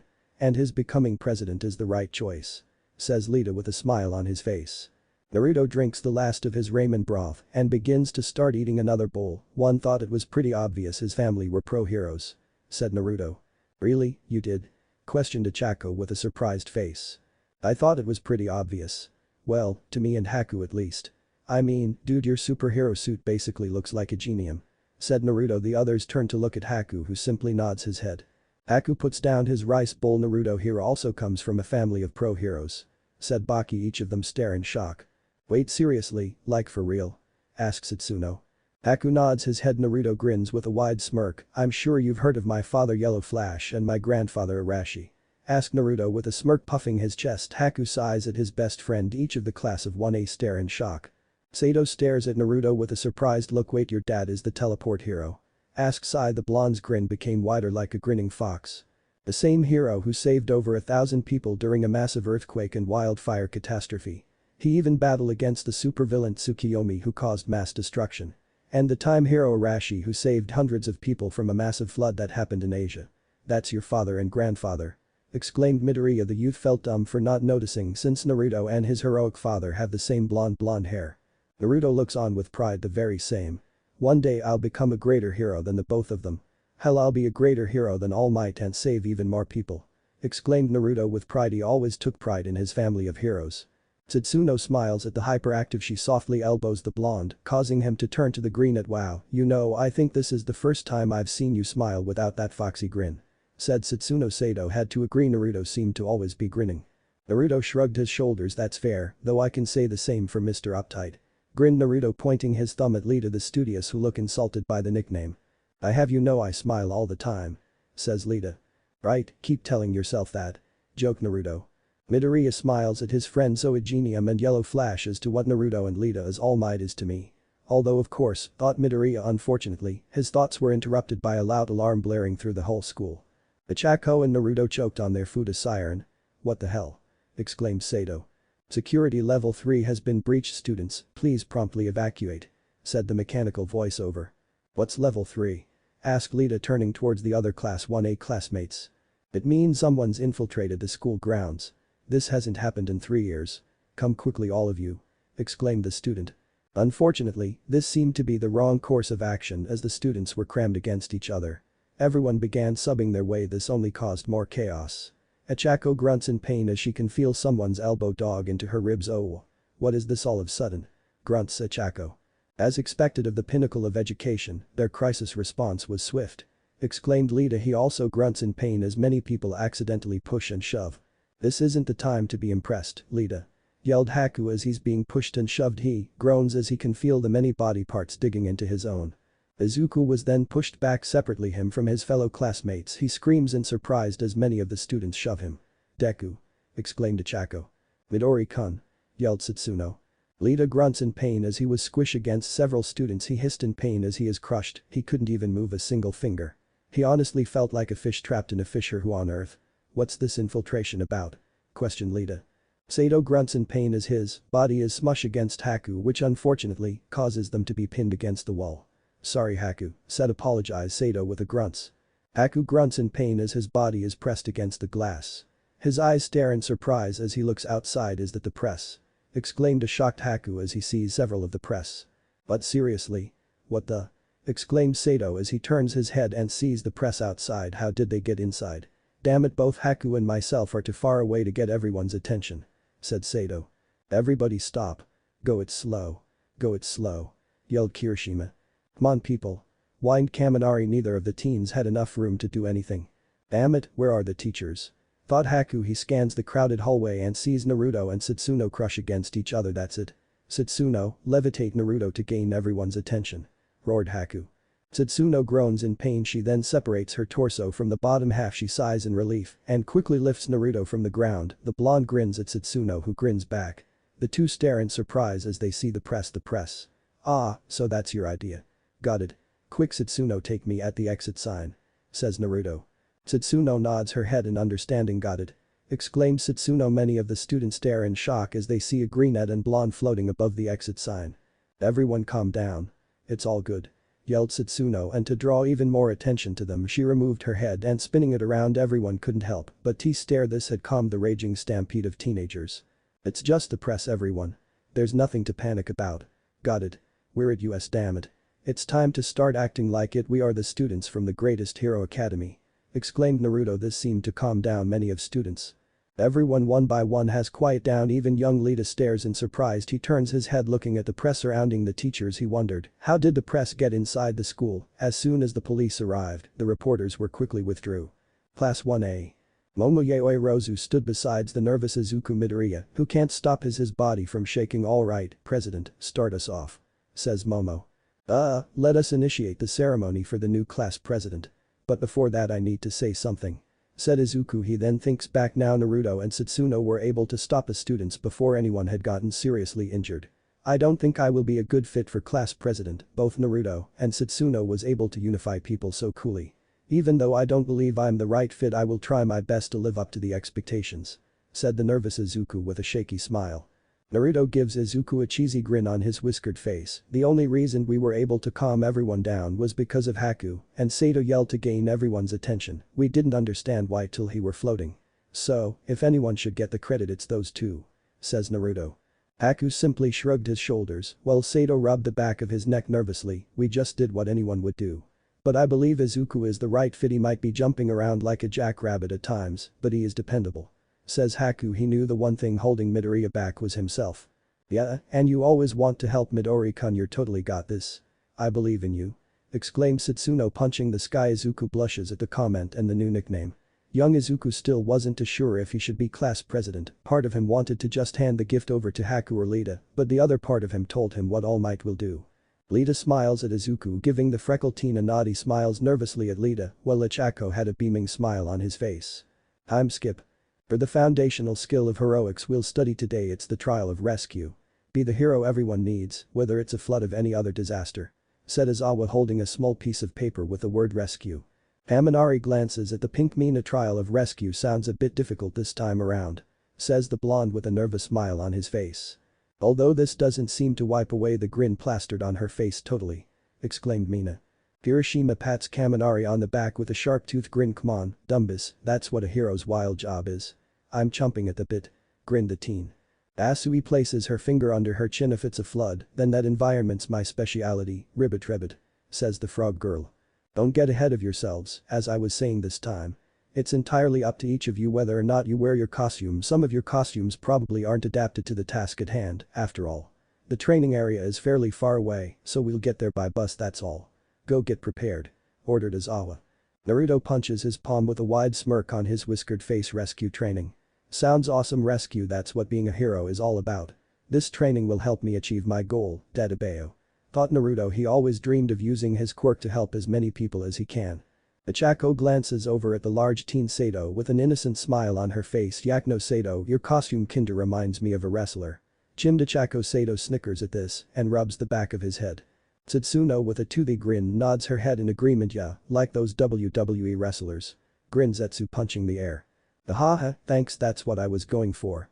But I wonder why Midoriya isn't wearing his hero costume. Wondered Sato. The two females shrugged their shoulders. They would have asked, but Izuku was ahead of them, talking to Lita. Satsuno rubs her chin and thought before snapping her fingers. Oh, that's right. Midori-kun said something about getting his costume upgraded. Says Satsuno. It was hard to remember, especially when he goes on his little talking rants. Izuku stands before Class 1A with a nervous look on his face. Oh, okay, in order to make sure we get on without any trouble, file into L line. Says Izuku, shaking like a leaf. Both Ichako and Satsuno gives him a thumbs up as the students enter the bus. Izuku lets out a deep breath, muttering under his breath. Ichako beamed at the muttering boy while Satsuno grins at the boy. Hey Midoriya, I always say what I think no matter what's on my mind. Said Tsuyu. Midoriya jumps in surprise. He honestly wasn't even aware Tsuyu was sitting next to him. Ah. Hi. Asui. Says the nervous teen. Call me Tsuyu. Your quirk reminds me of All Might's. Said Tsuyu. Izuku then begins to freak out. Unknown to him, Naruto's eyes narrowed at the comment. He has noticed how Izuku's quirk is like All Might. Even his fighting style is similar to the #1 pro hero. At SSO. Haha, but mine isn't. Like, wait up, Asui. All Might never gets hurt. That's where the likenesses ends. Says Kirishima. Well, Midoriya has gotten better at controlling his quirk, so luckily he isn't breaking his own bones. Midoriya, aren't you a late bloomer? Asked Haku. Izuku simply nods his head. Kirishima grins at Izuku. I'm kinda jealous of that kind of simple enhancer type quirk, though. There's a lot you can do with one, and flashly too. Said Kirishima. He then extends his arms out, activating his quirk. His arms hardened. My hardening power isn't bad for punch-ups, but I hate that it's not that flashy. Says Kirishima. Izuku smiles brightly at the red-haired teen. Well, I think it's an awesome quirk. Definitely a quirk that'll be of great use to a pro. Said the smiling freckle boy. Pros, huh? But you know, heroics has a lot about it. That's more like a popularity contest too, right? My naval laser is both flashy and strong enough for the pro level. Says Aoyama with a smug and get confident smile on his face. Mina Ishido, the Link energetic female, grins at Aoyama, patting the teen on his shoulder. But it'd be bad if your stomach collapsed. Says Mina. This comment sent young Aoyama in a depression state, even though he still has that smile on his face. If we're talking the double whammy of flashy and strong, you can't not mention Todoroki, Uzumaki, Yuki, and Bakugo. Bakugo's always fuming, so he won't be very popular. Said Tsuyu in her usual flat tone. Naruto grins at the frog girl. You forgot ugly, and he acts more like a villain. Says the grinning Uzumaki. Bakugo gains a giant tick mark on the side of his head. You motherfuckers. I'll be popular, too. exclaimed an enraged Bakugo. Naruto simply points his finger at the enraged Bakugo. Kaminari grins at the steaming Bakugo. It's only been a brief while since our socialization has commenced, and yet already we have been made abundantly cognizant of your personality, redolent as it is of a third getting steamed in a sewer. Says Kaminari. Jiru sweat drops at what Kaminari just said. What the hell kind of vocabulary is that? I'll fucking kill you. Roared Bakugo, looking ready to jump out of his seat and strangle Kaminari. Naruto grins at the pink-skinned beauty. See what I told you? Definitely, doesn't sound like a hero, huh? Questioned Naruto. She matches his grin. Both of them grin war to ear at each other, while Bakugo grinds his teeth together, glaring at them.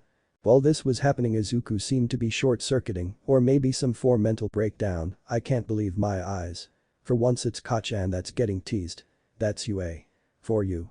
Thought Izuku, not sure what to make out of it, since he never thought his former bully would ever get teased by their fellow classmates. What a vulgar conversation. Says Momo. She then glances at the rosy-cheeked Ichako, who's laughing. But they make me laugh. Exclaimed the laughing Ichako. Damn Bakugo, you're one foul-mouthed dude. Says Jiru, wiping the sleep away from her eyes. We're almost there. Settle down already. Ordered Aizawa. Yes sir. Exclaimed the class. They seemed to finally arrived at their destination, which resembles a massive theme park. Amazing. Exclaimed Satsuno alongside her. Mina was staring at an amazed look. Is this Universal Studios Japan or something? Exclaimed a shocked Zero. Blood wrecks, landslides, fires. This is a practical training area I created to simulate all kinds of accidents and disasters, and its name is the Ultimate Space Foes Jams. Says the space-themed hero. It really is USJ. Thought Kaminari with a sweat drop. Hey, isn't it the space hero number 13? Wondered Haku, looking at the hero wearing a spacesuit. Ichako bounces on her feet at the sight of the space hero. She's the well-mannered hero who does phenomenal work helping with disaster relief. Says the equally excited Izuku, who's just a fan of heroes. Wow. I've always liked number 13. Cheered Ichako. Aizawa walks towards number 13 and looks around as if looking for something. Hey, 13, where's All Might? He should be here around this time. Says the chief hero. He wonders where the massive man was. From what I was told, Aizawa, it looks as though he'd been out heroing while commuting up until his time was up, now he's resting in the nap room. Says number 13. Aizawa's sweat drops at this. He can just imagine the man giving some lame excuse. That guy's the height of irrational, says the man, shaking the head of the actions of All Might. The day's not ruined, though we have a backup. Thought Aizawa. He then snakes his head. Oh well, shall we? Asked the man. Before we begin, just one thing or two or three or four, trailed number 13. The students of class 1A sweat drop at this. I'm certain you're all already quite aware, but my quirk is called Black Hole. No matter what material may get sucked into its vortex, I'm afraid it will turn into dust. Explained number 13. Now that's quirk that's perfect for removing wreckage and saving people injured by disasters. Says Izuku beside him. Ichako nods her head in rapid pace, appearing to be a blur. Yes, it is, however, a power that could also easily be used to kill people, and in that way, it's no different from the quirks of everyone here. Naturally, in this society of superhumans, quirks are strictly regulated and the requirements for their lawful use enforced. We can tell at a glance that is the makeup of this world. That being said, please don't forget that each of you possesses a quirk that can go awry. One wrong step is all it takes to be able to kill others accidentally. Explained number 13. Each of the children had gained a thoughtful look in the normally Bakugo was lost in thought. During Aizawa's physical strength test you learned of your respective powers' true potential, and during All Might's trial of battle, I think you took away a true sense of the danger of brandishing those powers against one another. This lesson will serve as a fresh start. Let's get to studying about how to wield our quirks for the sake of human life. Your quirks emphatically do not exist to hurt others. Please leave this exercise having fully understood that your quirks exist to help people. Says number 13. Naruto noticed how excited Izuku is during the Space Heroes Who speech. Number 13 then gives the students a bow. That is all. You have my gratitude for listening so intently and patiently, says number 13. That was awesome. Cheered Ichako. Bravo. Bravo. Exclaimed Lita, clapping his hands. Naruto smirked. So, this is the space hero. Number 13, said Naruto. While he knew the dangers out using a quirk while unlicensed, he never cared for that law. Since he always believes the current laws of superhumans weren't working, since many people have been discriminated for their quirks. Alright, first things first, trailed Aizawa. He then stares in shock as a black portal opens in thin air. A strange white-haired man steps out who appears to be wearing a hand over his face. Many other people exit out of this portal. Huddle together and don't move. Yelled Aizawa. All the students stare in confusion, not sure what's going on, except for Naruto and Haku, who narrowed their eyes at the new enemies. Number 13. Protect the students. Roared Aizawa. Recap. Before we begin, just one thing or two or three or four, trailed number 13 the students of class 1A sweat drop at this. I'm certain you're all already quite aware, but my quirk is called black hole. No matter what material may get sucked into its vortex, I'm afraid it will turn into dust. Explained number 13. Now that's quirk that's perfect for removing wreckage and saving people injured by disasters. Says Izuku beside him. Michako nods her head in rapid pace, appearing to be a blur.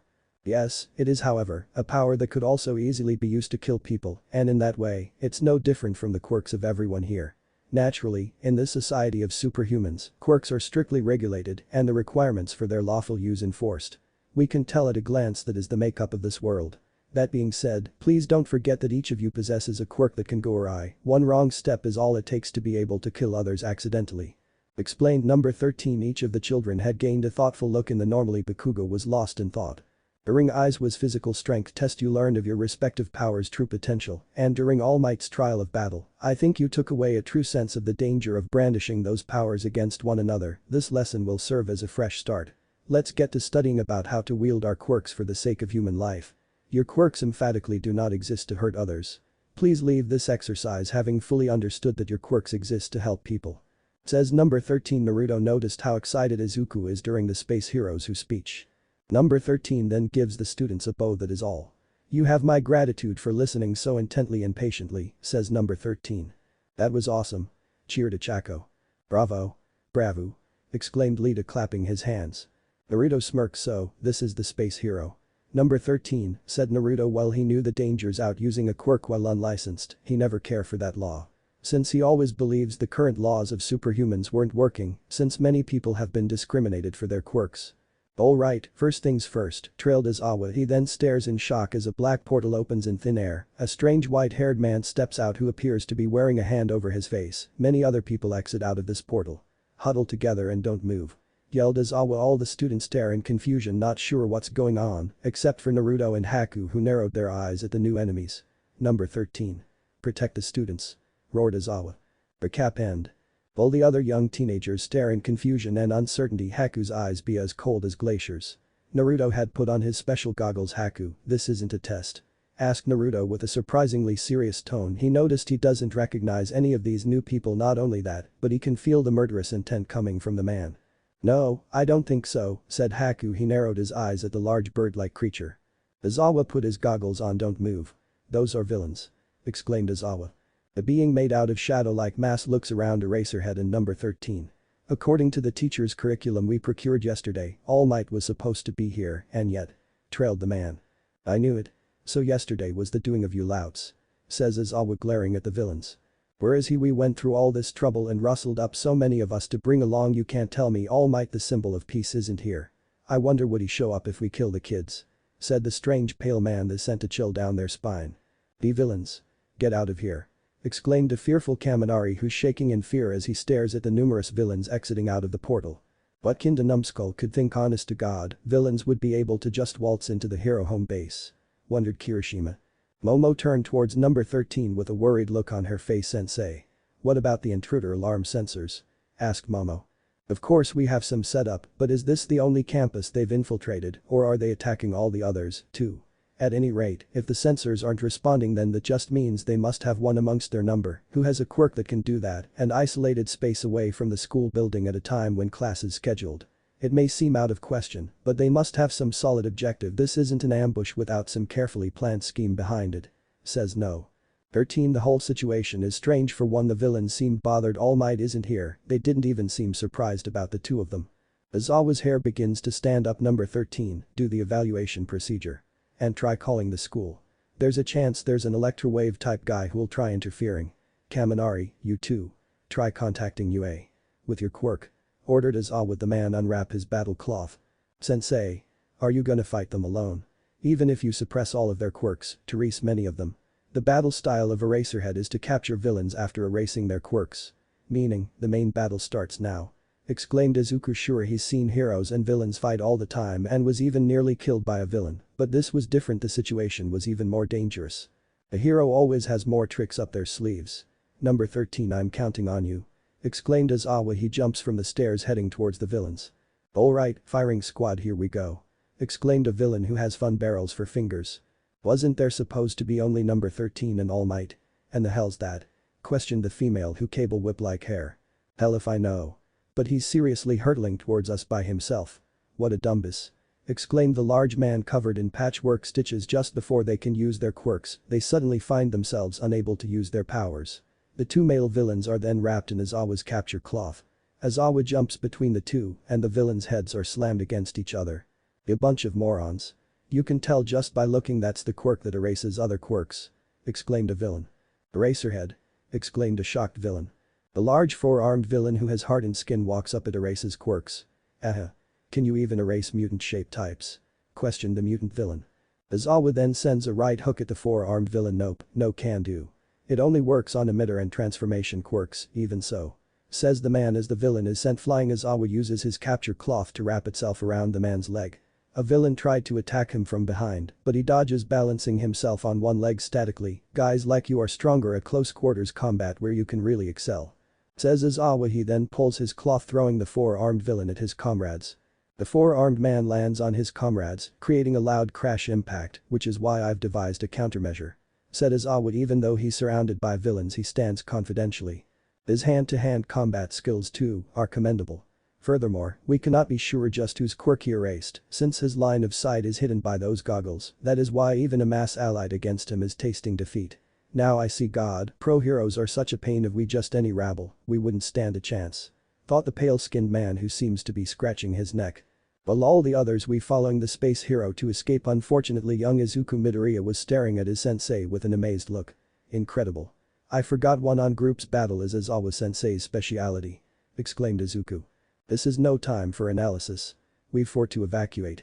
Yelled Lita. Izuku nods his head and follows his fellow classmates, but the shadow-like villain appears in front of them.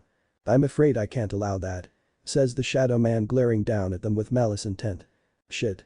I'm the bunk of an eye, he seems he's the one who poses the biggest threat. Cursed Aizawa as he glances towards his students.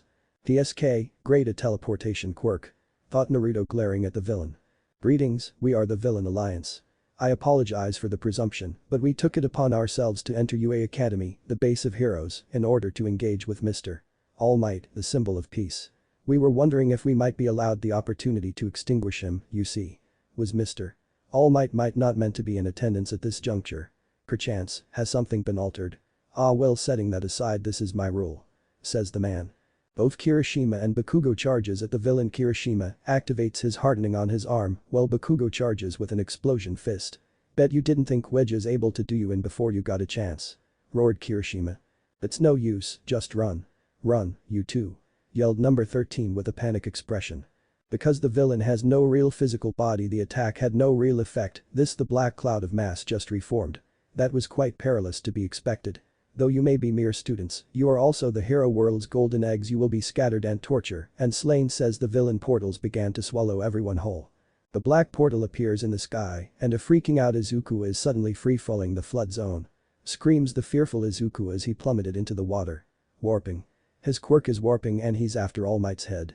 How? What the hell is going on right now? Thought Izuku. He stares in horror and fright as a villain who looks like a shark is in front of the young teen. Oh ho, the chum has come. It's nothing personal but you gotta die. Roared the villain. He unhinged his jaw ready to take a bite out of Izuku, but Sayu and Satsuno, who has her arms around the frog girl, comes to the rescue. Sayu kicks the villain in the face. Midoriya. Exclaimed Sayu. She then wraps her frog-like tongue around him. She swims him and Satsuno out of the water. With her tongue she flung Izuku into the boat. Nice one, Sayu. You rock. Cheers. Satsuna hugging Sayu. No problem, Kiro. Says Sayu. Satsuno body is broken apart in several pieces. Satsuno floats into the boat while Sayu crawls onto the boat. Thank you, Asui. You too, Satsuna. Says Izuku, who's soaked head from toe. I'll meet Sayu and boy are we in a pickle, said Sayu. Izuku blushes at the comment, still not used to calling some of his friends and classmates by their first names, but he quickly shook his head, knowing this isn't the place for such thoughts. Location. Downpour zone. Located to the northwest, this zone simulates an urban environment that is constantly hit by heavy rainfall and strong winds. Naruto stares in wonder at the raining environment. Damn, those two. Great, now we are separated from the others. But that warping quirk is something else. Says Naruto, running his hand through his wet locks. Not only that, but I don't like this. This whole thing is suspicious. How did they even know All Might would even be here today? Or how would we be at the USJ today this was planned? Said Haku. He glances around the dome noticing the powerful winds. Although, these guys don't seem to know about our quirks.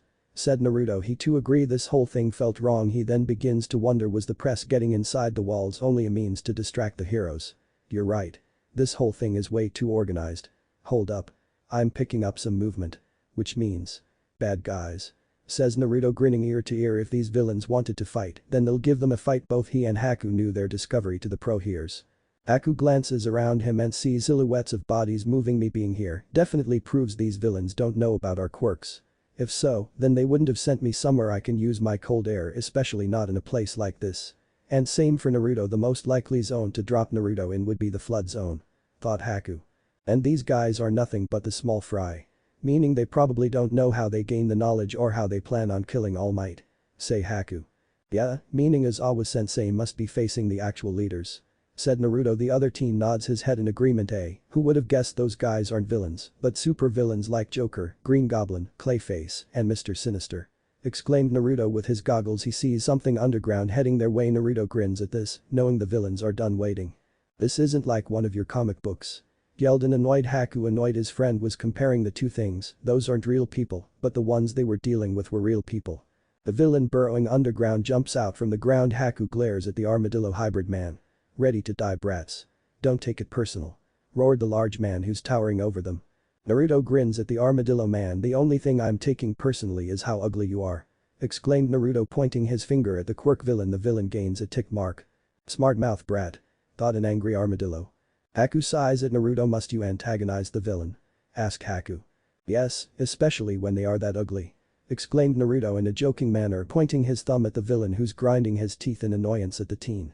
That's it, Blondie. You're dead meat. Hissed the villain, clenching his clawed hand. Oh, am I? Dig man. Mocked Naruto. Before the villain can even use his claws against the young hero in training, he finds himself unable to move. The villain looks down and stares in surprise at his frozen lets. The ice begins crawling on himself, freaking the villain on. Naruto smirks and pulls out a small sphere from his pouch. Naruto's quirk activate and uses his quirk on the sphere, causing it to be covered in the blue accelerate aura smoke bomb. Yelled Naruto. The pellet hits the villain at incredible speed. The smoke bomb exploded in his face. The smoke bomb had knocked the villain flat on his ass. Just as he was about to get up, Naruto throws another pellet at the villain. The pellet explodes, releasing knockout gas. Too easy. Grinned Naruto with a foxy grin. That's what you think. Yelled the villain, dropping out of the sky. They look up, seeing a man who looks like a blue salamander. The two young duo jump back, looking at Salamander Man, who has clawed gloves. Another man jumps from a truck. This man appears to have the appearance of a chameleon. The chameleon man has sharp unhinged razor fangs. And the third man appears to be some human bear hybrid. With number 13. Back with number 13 and the other students. They weren't warped to another location. Is everyone still here? Can you confirm? Tenya lead in a panic. After all, in a matter his fellow classmates were separated. We're scattered and in disarray, but we're all still within park limits. Says number 13. Zero glances around and notices many of the heavy hitters are gone. He has the ability to attack people with a warp in space. And he can become intangible, too. Talk about hard to handle. Exclaimed a shocked Zero. The young teen sighs at the villain. Lead it, Tenya. Says the space hero, turning towards the speedster. Sir, said Tenya. I entrust this to you. Please dash as fast as you can back to school and relay the following. Somehow, the alarms never triggered and our phones have lost reception. Our alarms operated by rays in spite of A's Eraserhead cancelling quirks down below, their continued deactivation. So in order to smoke that person out, you must bolt and inform the school of our situation. Says number 13 with urgency. At the moment Tenya was the only one capable of reaching the other heroes. The young Ida stares in shock, but it would be a disgrace to the class if the president were to abandon. She said go. Emergency exit. You can alert the outside of what's going on. There's gotta be a reason they made sure to cause their trouble here. Exclaimed Sato. And that means they won't chase after you if you make it out. Use those legs of yours and kick free of that black mist. Yelled Zero. Tenya was the only one fast enough to reach back to the school. Please use your quirk to save others. Pleads number 13. Achako looks at young Tenya with a shaky grin. You can do it. We all believe in you. Says Achako. Mina the poisonous girl nods her head in agreement with Achako. Both of them knew Tenya was capable of informing the other teachers. Besides, we can back them up as support like nobody's business. Promise. You're our last hope. Said Mina, shocking the young speedster. I may or may not be able to stop him. But still, I am surprised there are still simpletons among us who would spout off their plans while in the company of their enemies," said the back-mist villain glaring at number 13 and her students. "Isn't it obvious? We let you hear us because it's not a problem if you know," exclaimed number 13. The cap to her index finger is removed, the black hole begins to suck everything within its view. But Izuku, Sayu, and Setsuna, the Greenette trio, are still trapped on the boat while being surrounded by the heroes. Yeah, that makes sense. It seems like the option we have is to fight, waiting for help definitely is out of the question," says Setsuno, glancing at the villains. While the villains haven't made their move, she knew it is only a matter of time before the villains lose their patience. Izuku glances at the villains and narrowed his eyes at them before turning his attention to Setsuno. "And those bastards down there, they're clearly all about underwater battle," says Izuku. The young Greenette began to wonder how long were the villains planning this invasion, but he has noticed holes. So they must have known about the layout of USJ beforehand and gathered people with that in mind, huh? Asked Sayu with a curious stare on her face. Setsuna grins at this while Izuku nods his head agreement. Exactly. They stocked up information for the attack. But for a bunch of guys who prepared so meticulously, there's something awfully odd about their behavior in an underwater zone of combat. Asui, you hemmed Sayu, you're able to move freely. It's your strength. So why would they put you there? Asked Izuku, placing Sayu here doesn't make sense. If they had truly known about her quirk, then they would have sent her to the conflagration zone. Continued at your preferred pace, said Sayu with a curious yet patient glance. Setsuna grins at this, enjoying how easy it is for Izuku to become a stuttering mess. No doubt young Izuku isn't used to having the attention of the two attractive females. Yeah. You can do it, Midori-kun. Spit it out. Says Setsuno with a toothy grin on her face. Ah, alright. Sue, in other words. They don't know what the students' quirks are. States Izuku. The young boy remembered Sayu telling them the flood zone would be perfect for someone like her. Sayu uses her natural pose, placing her finger on her chin while in thought. It's true. I'm a frog, so I know getting tossed in that fire zone wouldn't have looked fun for me. Said Sayu. She shivers at the thought of being in the fire zone. It's because they don't have intel on our quirks that they separated us.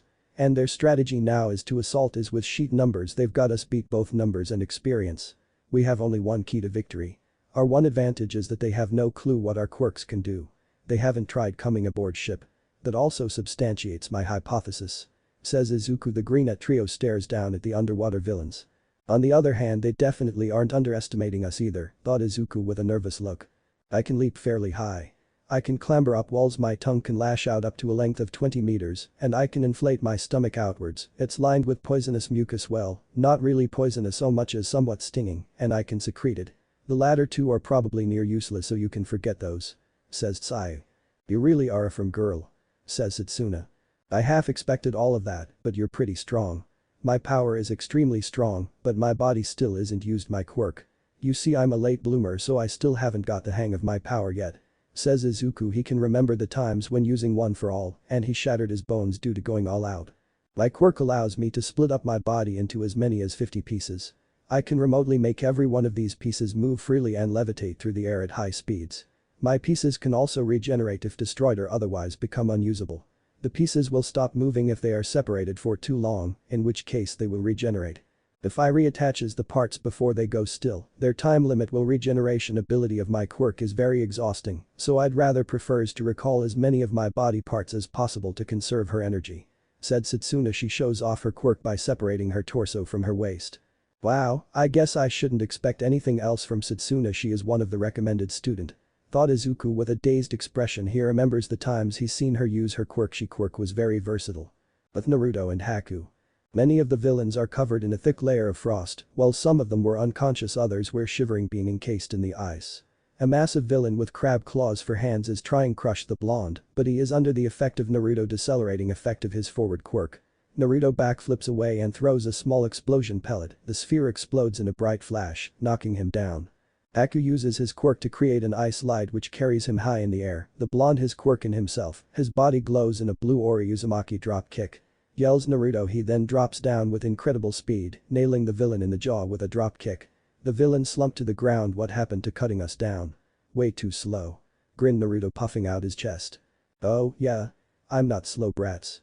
Exclaimed the villain who has guns for hands. He pointed his machine gun hands at them and opened fire on them. Haku uses his quirk to create an ice slide to dodge and weave. While Naruto dashes out the way, the blonde hero barrel rolls to the ground. He pulls out a few small spheres. They exploded, releasing foam, shocking the villain. Foam? What the hell, Eric? exclaimed the villain as Haku releases a fog which had frozen the foam, trapping the villain. "SS so cold," exclaimed the villain, grinding teeth together. He couldn't believe how easily these two took him out. "Damn it. I'm so cold I can't even feel my damn toes. Is this what students of UA are capable of?" thought the villain. Not only that, but neither of the two hesitated or backed down from the villains. These two teenagers were definitely a cut above the rest, and their teamwork was no joking manner. The two were in sync. The Namikaze and Yuki duo definitely have practiced their teamwork, and unlike many of the students, neither Naruto or Haku had frozen. No, the moment the villains had appeared, the two knew they would have to fight their way through. Naruto grins at Haku, holding out his fist. Haku sighs with a smile, and the duo fist pump. "Naruto and Haku 1 and minions 0. Exclaimed Naruto. Suddenly the ground begins to shake violently. Oh. This can't be good," says Naruto, thinking fast. Naruto throws a explosion pellet on the ground to send himself flying back, while Haku uses his cold air to manipulate the air to push himself back as two large rock arms shot out of the ground. The two look behind them, finding a lone shirtless man who was skinned for rocks. "Really, all those guys were taken out by you two shot-nose punks?" sneered the man, looking at his downed comrades. "But seriously, who the hell are these two kids?" thought the rock villain. "Hey. If you're going to call me a punk, it better a punk rocker.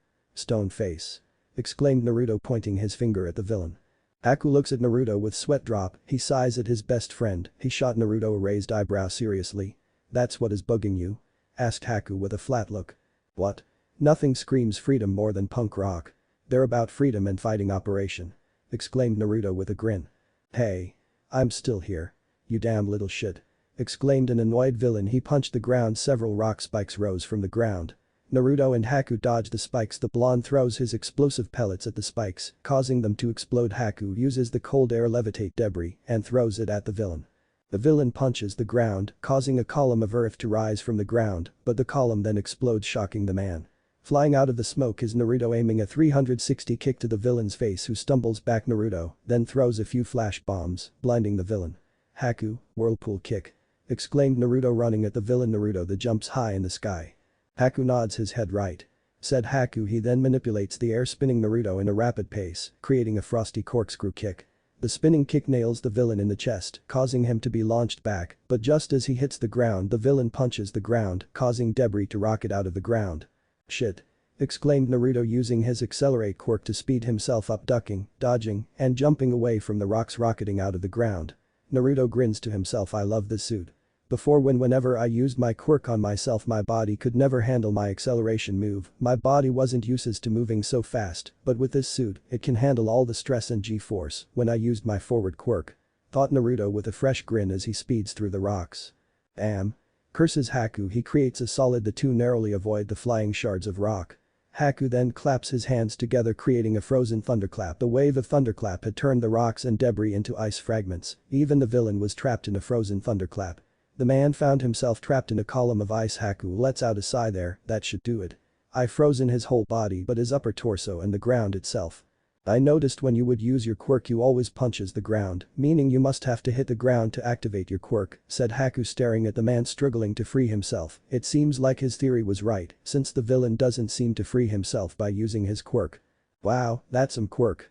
But it kinda sucks if you have to make contact with solid ground, meaning if you're on a boat or something you're pretty much useless," laughed Naruto. He then walks over to the villain, jabs him in the face.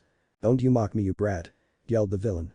Naruto gains a sly grin on his whiskered face. "You say that, but you were defeated by two teenagers who aren't even pro heroes yet," says Naruto. A storm cloud appears above the villain. The man mutters under his breath.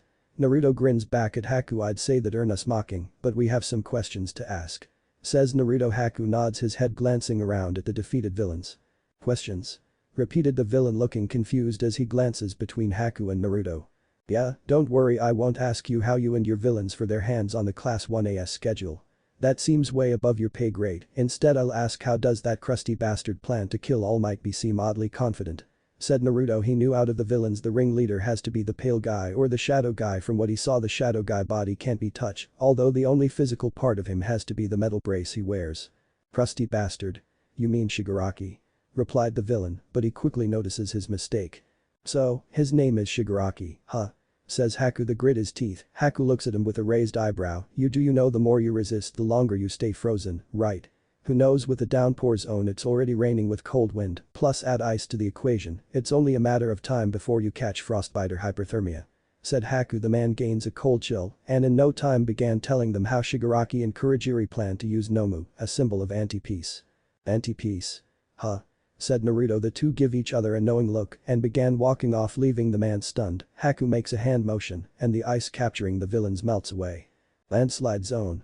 Todoroki stares coldly at the dozen of villains he's facing down. Scatter us and kill us. Sorry to say it, but to me it looks like you're just a load of books who don't know their quirks from their rear ends. Says the ice quirk user in a calm tone. These guys were nothing but minions. Many of the villains glares at the lone teen. That fucker. The second I can move again is he really just a kid? Ow ow ow. Exclaimed the villain. Him and Emiya comrades are encased in ice. At first blush I'd surmise they thought they could overwhelm even elites with sheer number and they thought they could just pop open the lip and use us as pawns. What motley of goons from the looks of them. The number of actual threats here caps at 4 people, maybe 5, that'd be my estimation. Thought Todoroki with a hardened look. Yo, at this rate you guys will gradually succumb to death by necrosis, but since I'm aiming to become a hero, I want to avoid doing horrifying shit like that as much as I can. What's the basis of your plan to kill All Might? Asked the burned teen. Mountain's own. Within on a mountain a group of villains surround Jiru, Momo, and Kaminari, and on the other side is a bride contacting them to another mountain platform. A villain tried to swing at the blonde teen who ducks low with a frightful expression. He runs back to Momo and Jiru, who are each wielding a weapon. Do Momo's creation quirk. That was close. Holy crap. I saw death's door. Who the fuck are these guys? What the hell is going? Exclaimed a panicked Kaminari. With Momo's creation quirk, she had created bow staff for herself and a small sword for Jiru. Let's worry about the specifics later. Said Jiru. Looks around her surroundings in caution. Right now, we need to focus on how to get out from under them. Says Momo, narrowing her eyes at the many villains. Wait, aren't you an electric kid? Just them already? Complains Jiru. Hey now. Didn't you see when we were a team during the battle trial? I can only wear lightning. I can discharge some, but I can't completely control it. Do you two want to get blasted, too? Want me to be like Todoroki over there? I'm trying to call for help, but it's being jammed like crazy. Do the two of you hear me? You won't be able to rely on me right now. I'm relying on you too. Said Kaminari, although this sounded like the electric type teen just wanted to rant. Jiru stares at him with a deadpan look and they say girls blab on forever. Right then, be our human stun gun. Says Jiru. The petite teen then literally kicks Kaminari in the ass. What are you doing, idiot? Exclaimed Kaminari as he was pushed into the villain and immediately electrocuted the man. Ah, he's a conductor. I'm really strong, ain't I? Commented Jiru. Alright, you two. You can count on me. Exclaimed the teen. I's a lightweight, says Jiru with a sweat drop. Two villains jump at Kaminari. One was wielding a pair of knives, while the other had a large boulder for a hand. Just the villain was about to smash his face in the rock burst, and his face was met by a fist. Unfortunately for the villain, the moment they punched Kaminari they too was electrocuted. Annette. Exclaimed the knife-wielding villain. You two, seriously? Berated Momo. She couldn't believe how the two were acting in such a dangerous situation. My bad, I just thought of a decent plan, but Kaminari you, says Jiru with her earphone jack. She plugs one of her jacks into the ground, sending a shockwave at the villains. I wrote the costume guys to give mine a feature where you can direct the attack in a specific direction. Ugh. Grunts the punk girl as she's forced to block an incoming sword slash. Momo quickly jumps in front of the punk rock girl and kicks the villain in the gut. I'm ready. It takes me some time to make something this big. Says Momo with her quirk. She created a massive piece of fabric that sprouted from her back. The massive piece of blanket covers the two heroines. A sheet. Exclaimed a villain as he stares at the large sheet in utter confusion. Is it meant to be a shield? Wondered the villain. You're looking at a 100mm insulator sheet. Kaminari, it's your turn. Says the grinning Momo. I get ya. In that case I'm stupid strong. Says Kaminari, unleashing a massive amount of power which has electrocuted the villains into unconsciousness. Now then, I'm worried about the rest. Let's hurry and join back up with them. Says Momo while her plan to defeat the villains had worked. Unfortunately, the same can't be said about her clothers. The top of her hero costume to be completely destroyed, revealing her breast. Fortunately no one but Jiru can see the topless Momo Yaoyorozu. You've got a pretty butt tear in your shirt. Says Jiru. A link blush begins to creep up on her cheeks. I'll make another, says Momo, as if her top being destroyed by creating the sheet doesn't even matter. This made Jiru wonders, does Momo often destroys her clothes? Jiru stares at Momo with a shocked look. Her powers in her, development. Thought Jiru while the villains laid defeated. Unfortunately for Kaminari, unleashing such a powerful discharge and turn his brain into mush. Azawa vs Villain Alliance. 23 seconds, says Shigaraki. The man watches as Eraserhead takes down many of his minions. You the favorite? Asked Aizawa. He throws his capture tape at Shigaraki. Shigaraki grabs onto the cloth. 24 seconds, 20 seconds, says the man. Eraserhead passes by the villain and grabs onto his capture weapon. He yanks the capture weapon back and elbows Shigaraki in the gut. We keep jumping around so it's hard to tell, but there are moments your hair falls over your eyes. It's whenever you complete one action and the interval is getting shorter and shorter. Don't bite off more than you can chew, Eraserhead. Says Shigaraki, holding onto Eraserhead's elbow, allowing him to use his decay quirk. Eraserhead quickly lays a left hook on Shigaraki, which throws the villain off him and he releases him. My elbow is broken. Grunted Eraserhead as he jumps back. A villain tries to attack him while another drops down with a knife. Eraserhead quickly uses his capture cloth to bind the large man and throws him at his comrade. But number 13 cracks begins to form on her suit. Number 13 is expected of a hero whose efforts are in need distance relief. Says the Shadow Man. The students watch in horror as number 13's quirk begins to destroy her suit. Your battle experience is far lower than the normal heroes. You rendered yourself in dust by your own power. Says the villain as the black hole had destroyed her suit. The warp gate. I'm done for, thought the defeated space hero. Lita, she told you to run. Yells Sato, glaring the team this week to be the kick Lita Tenya needed as he takes off running. Those scattered children, if you call the teachers to your aid, I fear that would cause a spot of concern for us, said the villain. A warp gate appears in front of Lita. Shaoji uses his body to charge the warp gate. Lita dashes past them, feeling thankful for what they did to give him the chance he needed. But Deku, Sayu, and Satsuna. The green trip watch in horror as large Nomu creature has Aizawa pinned down to the ground. Shigaraki looks at the broken and beaten Aizawa with a deranged look. The Nomu crushed Aizawa's mangled hand. You can erase quirks. A respectable ability, but there's nothing to it in the end after all. When faced with overwhelming might, you might as well be quirkless in that situation. Gloats Shigaraki with a dark grin on his face. Aizawa hissed in pain as Nomu turns his arm into paste. He's snapping me like a twig. Looking at any part of his body should have been enough to erase his quirk. In other hands, this is his base power.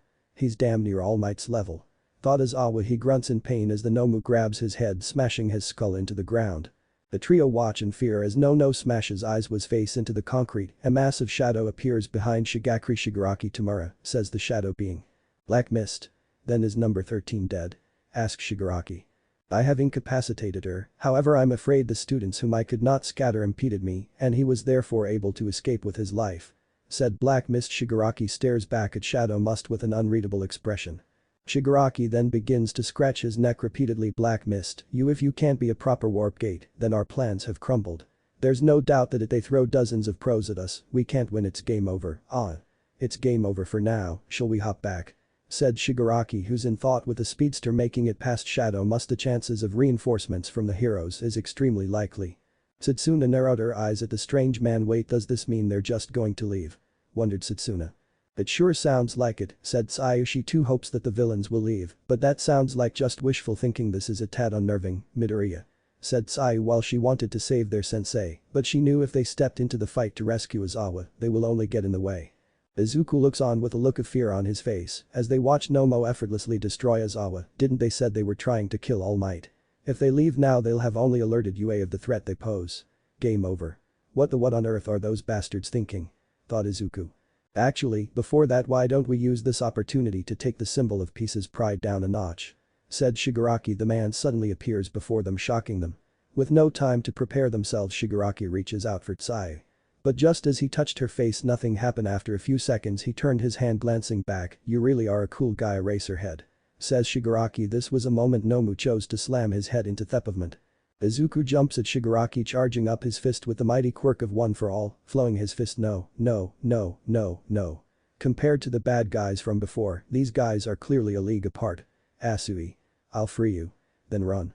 Thought Izuku, glaring at the decay villain. Let go of her. Yelled Izuku. Nomu, said Shigaraki, glancing at Izuku. My arm isn't breaking. Could it be? Has my body finally adjusted to One for All at a time like this? That smash was definitely a head-on. I did it. Thought Izuku, but a feeling of dread overcomes him as Nomu stands in front of him unharmed. The being just grins down at the team with its creepy smile. Hey. What happened? When did he It didn't work. No way. Thought Izuku. He then remembers back on the boat when they were talking about the villain's plan. Nice punch there, you called it smash, you a follower of All Might. Well, whatever, kid. said the villain. No grabs hold of Izuku's arm, the frog girl unleashes her tongue to wrap itself around Izuku while Shigaraki reaches out for her. Suddenly a cold air overcomes the mice, then begins to crawl all over Shigaraki and Momo. Izuku, Setsuna, and Tsuyu stare in shock. Airwalk kick. Yelled Naruto and Haku. The two drop in with their bodies covered in a spiraling of cold air. Both the blonde and brunette kick Nomu in the face with a powerful drop kick, which had sent the creature back. With the combination of Naruto's forward quirk and Haku's cold air quirk had created a spiraling drill of cold air. Shigaraki narrowed his eyes at the arrival of the two new intruders. "Who the hell are you brats supposed to be?" questioned the man, narrowing his eyes at the two teens. Izuku, Setsuna, and Tsuyu stare in shock at the arrival of the Namikaze and Yuki duo. And then Naruto. "Haku," stuttered a shocked Izuku. "Ribbit, I hope they know what they are doing, Ribbit," said Tsuyu, feeling quite shell-shocked. Even Setsuna was left speechless. Naruto grins at the villain with a fox-like grin and puffed out his chest. "So, you must be Shigaraki. Wow, you're even uglier than I thought," says Naruto. Shigaraki glares at the blonde. Izuku stares at Naruto with his mouth open, staring in utter shock. He still couldn't believe in such a situation Naruto was taunting the villain. "Naruto, Haku. What are they doing?"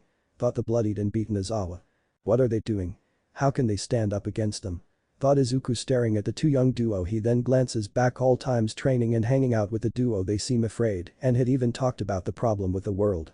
The look on their eyes held conviction. "Naruto. Haku. Watch out for him.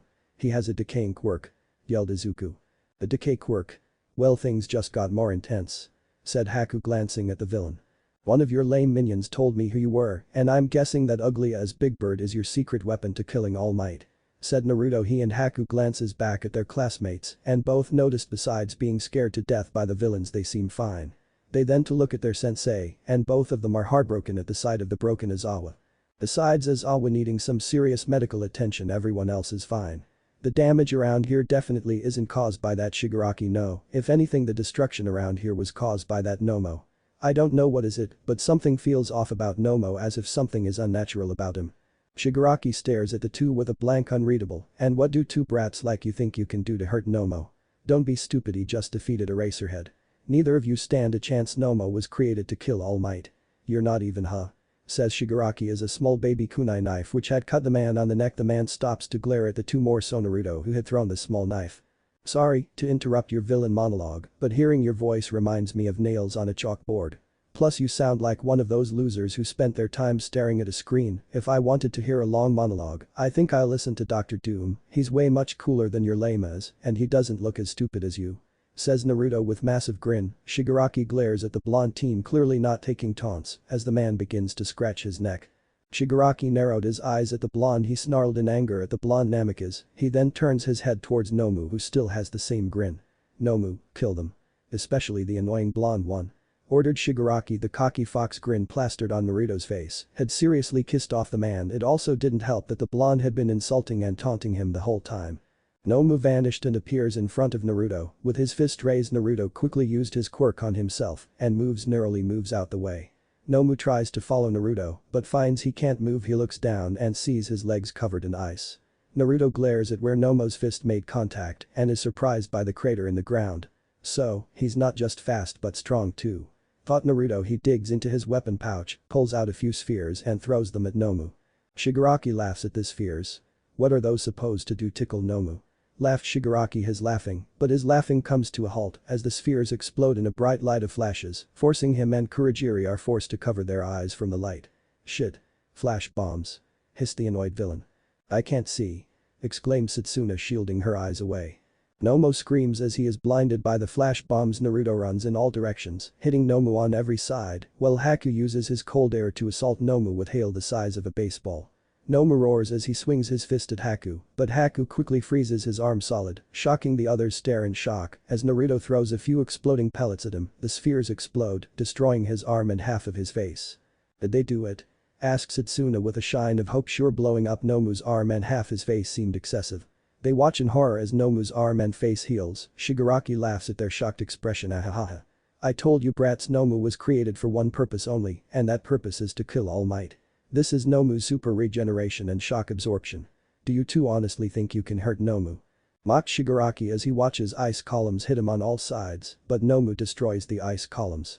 Haku grits his teeth as he manipulates the broken ice and turns it into fragments of a small boulder. He claps his hands together, causing ice the size of a baseball to assault Nomu from all sides. Naruto dashes behind Nomu. The large creature swings his fist back. Naruto, thinking fast, drops down to the ground. While Naruto touches as low to the ground he touched Nomu. The red aura covers Nomu entirely. The blonde then throws 3 spheres. They exploded, revealing themselves to be tear gas. Nomu roars loudly as he was hit in the face directly with the rest gas bombs. Naruto grins to himself. Good, so the forward quirk does affect him. Thought Naruto. They watch as Nomu thrash around, but somehow is still moving quite fast, not as before. Naruto then throws 2 spheres which are the size of a jawbreaker. He throws them at Nomu's face. The spheres burst open, covering Nomu's face with plastique. Naruto grins as the plastique explodes, causing Nomu to scream in pain. Haku points his hand at Nomu, unleashing a wide attack of cold air frostbite, then appears all over the Nomu. The blonde speedster then throws a few more spheres at the creature. The spheres exploded, trapping Nomu with a glue-like substance. Shigaraki and Kurogiri stares in surprise, not expecting the 2 young students giving Nomu so much trouble. Those brats, they definitely aren't some fun-of-a-mill students. Though I guess I shouldn't be surprised they are UA students.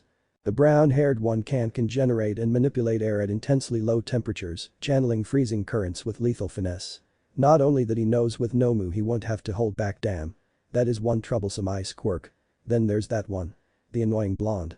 Thought Shigaraki, narrowing his eyes at the 2 teenagers. He watches as Naruto hits him with a speedy punch, and Haku manipulates the cold air to launch a punch fuses with harsh winds of winter. I don't believe it. They're actually giving that monster some serious trouble. Exclaimed Setsuna, watching Naruto and Haku double-team Nomu.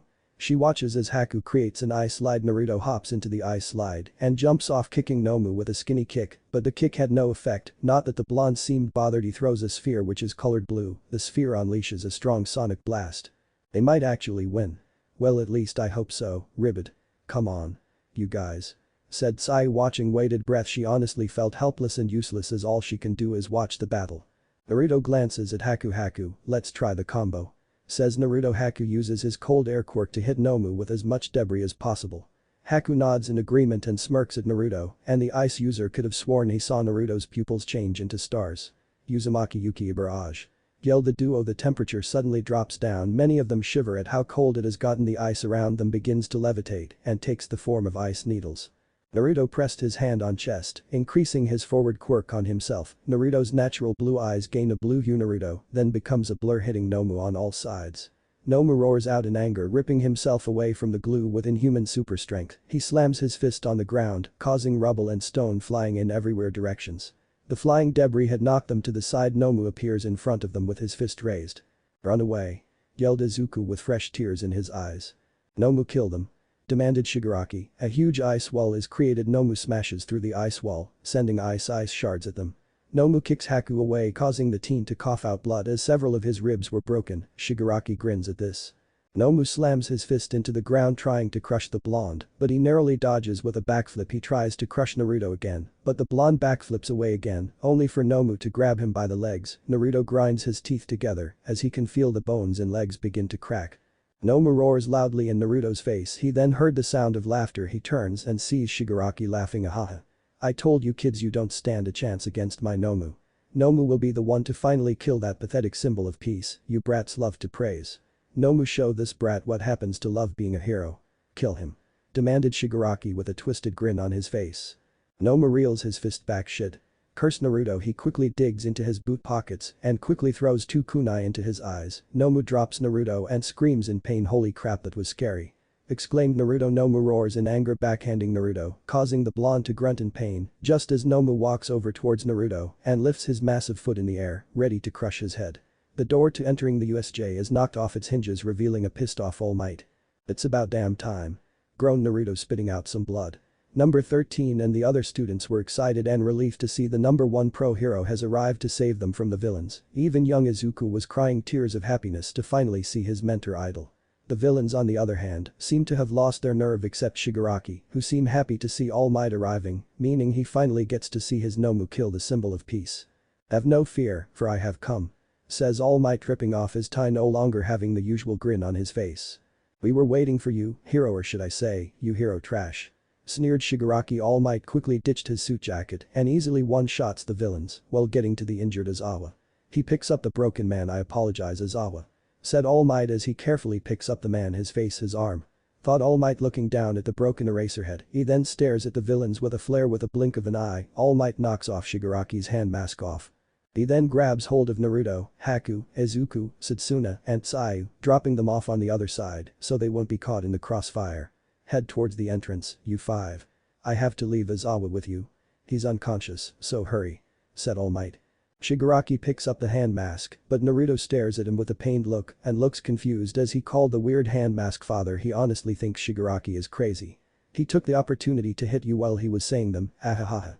They call it the state's legitimate monopoly of violence. He really is quite fast, my eyes couldn't follow him, and yet, he wasn't as fast as I expected. Could it be our intel was true after all? About how you're weakening? Thought the man with a sadistic look. Haku cranes an eye open to look at All Might, watch out. That bird brain villain is stronger than he looks. Hissed Haku, grabbing his sides in pain. He has shock absorption and a healing factor. Even when I threw my explosion pellets and when Haku uses his cold air, he just shrugged it off. They planned this whole thing. They are responsible all the crazy crap that has happened today. Exclaimed Naruto. He grunts in pain as he grabs his arm, which is most likely broken. Even when I punched him, it wasn't enough power to break my arm, but he still didn't move. Exclaimed Izuku. He was afraid if Nomu could withstand a punch using full power all for one, then what did that mean for his mentor, especially in his weakened state? All Might smiles at the three teens. You did a good job protecting your fellow classmates. For now rest and leave everything to me. So, that thing has two quirks. Says All Might. Hearing this reminded him of an old foe, but this wasn't the time to think of the past. Time skip. After a long battle, All Might had came out the winner, but he still retained quite the damage from Nomu and villains. Now with the fighting over, the police along with the other pro-heroes have arrested the villains that weren't able to escape, and the only ones managed to escape were Shigaraki and Kurogiri. A detective stands in front of the young teenagers gathering statements from each young hero, except each of them has their own inner concerns about the current events. The man begins to do a head count: 16, 17, 18. Not counting the blonde and brunette kids, everyone is pretty much unharmed, said the detective. The invisible girl holds onto Mashiro's shoulder and raising her fist in the air with an energetic aura around her. Ejiro, dude. You were really fired up are there? And you were so strong, even on your own. Cheers the bubbly girl. Where were you the whole time, Hagakure? I thought everyone had been left alone. I only pulled through by using hit and run tactics, said Mashiro, feeling exhausted from his own battles. The landslide zone. I was blown away by how strong Todoroki really is, exclaimed Toru, pointing her finger at the scared teen. Todoroki glances over to the karate teen and stealth hero. I didn't even know she was there. Good thing I didn't accidentally freeze her, thought Todoroki. Well, whatever. I'm just happy you're okay, says the tail hero. And just where do you think I was? Asked Aoyama. Koda looks at him weirdly, although everyone else has just ignored him. Tokoyami looks at Kirishima, who looks like he had his own tough battle. I see, so everybody else was fighting garden variety things, too huh? Asked the emo teenager. Kirishima nods his head and thought they must have just written us off as kids, said Kirishima. A few of them nods their heads. And just where do you think I was? Asked Aoyama. Where? Asked Tsuyu. It's a secret, said Aoyama. She quickly ignored the strange boy and turns to the detective. For the time being, you all need to head back to the classroom. We can't just go into the police questioning, naturally, said the detective. Hey, detective, how's Izawa-sensei? Asked a concerned Tsuyu. She knew her sensei had taken a severe beating, so she knew whatever condition he's in, he's anything but alright. The detective looks down at his notes and sighs at what the children were forced to experience. Sure, they all have their own dreams and ambitions of being a pro-hero, but none of them expected to fight real villains so early and so soon. His arms are riddled with comminuted fractures and he's suffering from facial fractures as well. Thankfully, out of sheer luck, he didn't receive any brain damage. It just, well, the bones around his eye socket area, his orbital floor, have been crushed into powder. There's a chance it might adversely affect his eyesight. Or so I've been told, says the man. Ribbit, says a saddened Tsuyu. Even her fellow greenette Satsuna had a heartbroken and saddened expression at the damages Awa receive. As for number 13, I fear her back and upper arms have sustained serious lacerations. That being said, her vitals appear to be stable. The same goes for All Might, he's not in critical condition either. She's being brought to the infirmary to be given adequate treatment by a recovery girl, said the young detective. And Naruto and Haku? Asked Ichako with a worried look. Are Naruto and Haku going to be alright? They were the only ones beside Izawa-sensei that fought that Noma monster, asked a worried Izuku with Satsuna nodding her head. Namikaze? Yuki? Oh, they seem fit for infirmary too. I have business to attend to there as well. Sancha. You see to the rest," said the detective, causing the cat cop to blink in surprise. He gives a salute to the detective. "Affirmative," says Sancha. "Wait, he's not a dog?" questioned Chaco. "We have to focus on fortifying our security across the board," said President Nezu, his super brain already working in high gear. "As a quirk, warping is exceptionally rare. It's really too bad it fell into the hands of the villain side," says Midnight. She can see how such a quirk can be used to save people. Detective Tsukauchi. "Word came in, sir. We apprehended the suspect thought to be the villain at the cops around 400 meters from here," said a cop. The detective smiles at this. "What's his condition?" asked Tsukauchi. "No external injuries, sir. He's not showing any signs of resistance either. Moreover, he's unresponsive to stimuli and he's not uttered a single word," said the officer. Tsukauchi smiles down at the animal quirk user. "Mr. Principal, if you wouldn't mind, I'd like to investigate every nook and cranny of this campus," says the man. The small animal nods his head. "Oh, yes, of course. I realize the police are often buffeted by less than civil remarks these days, but we recognize their jurisdiction over these matters is higher than ours. When it comes to investigations, that is you gentlemen's field of expertise. Pleased, by all means conduct yourselves as usual," says Nezu. But Naruto and Haku. Both blonde and brunette can be seen laying down in their own bed. Both teens had their own set of bandages. Recovery girl sighs at the two bandaged teens and shook her head. "It's bad enough All Might had recklessly gotten hurt, although it was out of his control, but you two, what were you thinking going against such a foe? You're lucky you are even alive," lectured recovery girl. Naruto chuckles nervously while Haku signed at being lectured. "Well, it wasn't like we could stood there and watch that monster kill our friends," says Haku. He still remembers just as they arrived on the scene and watched Nomu looms over their friends. They knew if they don't act fast enough, then that creature would kill them. Naruto nods his head. "Yeah, besides, what kind of hero can't even protect their own friends? Besides, both Haku and I knew we couldn't beat him, so if we couldn't beat Nomu, then we'd have stalled long enough until All Might or one of the other pro heroes arrived. But seriously, what the hell, that Nomu was anything but normal. It was like fighting some weird Frankenstein," exclaimed Naruto with recovery girl sweat dropping at the comparison, but the blonde wasn't wrong. "But what I'm wondering is, where was All Might?" questioned Haku with narrowed eyes. He remembers Aizawa and number 13 whispering about the man. Even the villains were wondering about the pro hero's absence. Naruto looks up the ceiling with a puzzled look. "Yeah, you're right, where the hell was he?" asked Naruto. Recovery girl hits him on the head for his language. Naruto then turns to look at Haku, but watching All Might fight that Nomu, something was off.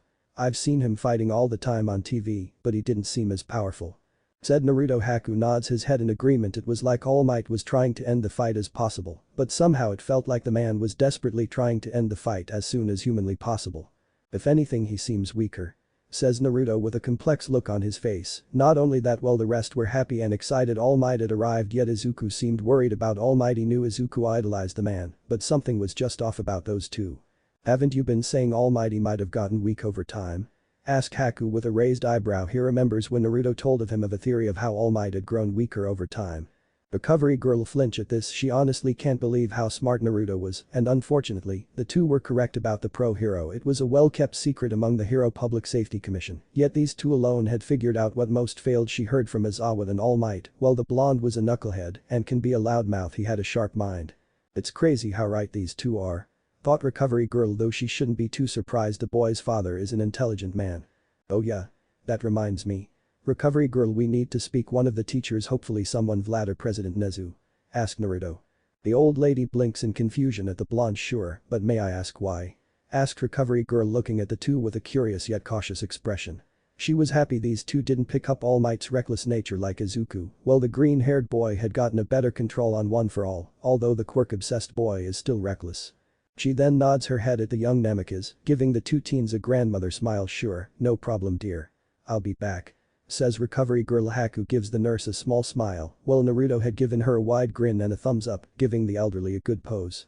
As recovery girl exits the room, Haku groans in pain as his ribs are still sore from the beating he gotten from Nomu. That creature, Nomu, it was unnatural, though I have feeling this won't be seeing the last time we'll see these villains, thought Haku, while the villains they were fighting were nothing but small fry. Shigaraki and Kurogiri were obviously the ones in charge, even if Shigaraki acted like a child.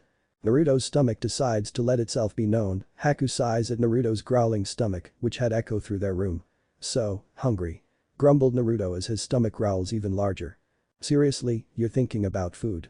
After everything that happens today?" exclaimed Haku, looking at Naruto with a sweat drop. He honestly wondered if Naruto's quirk is actually having a black hole for a stomach, which would explain how the blonde cat eat 20 bowls of ramen. Especially after today. We were nearly trampled this morning, then we were split up from our class, and we had some wrecked up Big Bird. So, yes. I am thinking of food. Exclaimed Naruto, grabbing his stomach as his stomach growls in agreement. They then heard a knock at the door. The duo turned to see Recovery Girl had returned with President Nezu, Vlad King, Midnight, and Gang Orca. Midnight snickers to herself and gives the two a flirtatious grin. Wow, aren't you rambunctious pair? Says the smirking woman. Haku blushes at the time used by the beautiful woman, while Naruto stares at Gang Okra with a look of awe with an awestruck expression. President Nezu smiles at the two young teens. Recovery Girl said you have some important information. Says President Nezu looking at Naruto, but the blonde seems to ignore the teachers and stares at Gang Orca. Each of them sweat drop at the blonde. Everyone then turns to Haku.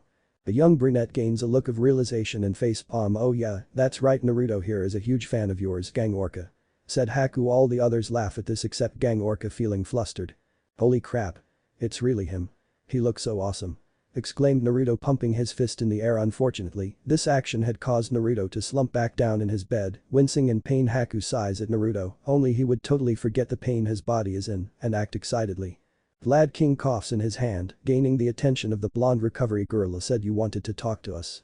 Said Vlad King, hoping to get back on track. After all, Recovery Girl did say these two had some information which could help them sort out this crazy day.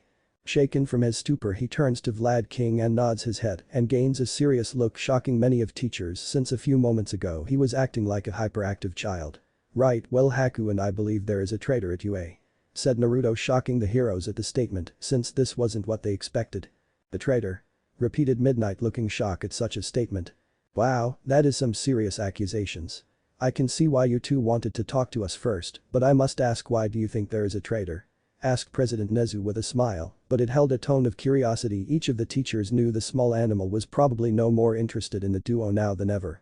The two then explained why they believe there's a traitor. They even informed them of their theories about the villains using the press as a distraction. The teachers were surprised at how fast they came to the conclusion of a traitor within the school. They were even more surprised they had figured out how the villains' quirks work. These two are definitely smarter than the average first years. Even among prodigies, these two are something else entirely. I'm especially surprised they were able to get information on the enemy's quirks at such a short notice. Thought Gang Orca. The small creature hums in thought. While the notion of a traitor makes the most sense, he was surprised two first years figured it out. Now may I ask you, why do you think a teacher or a student may be a traitor? Asked President Nezu. Each of them saw the sparkle in the animal's eyes. Recovery Girl looks at President Nezu with a curious look. President Nezu has that look in his eyes when he finds something interesting. Thought Recovery Girl. The two simply shrugged, not seeing a problem with answering the president. Haku decided to go first. Well, I think it could be a teacher, because they not only have full access to the lesson plans, but would even know insight on each of the students.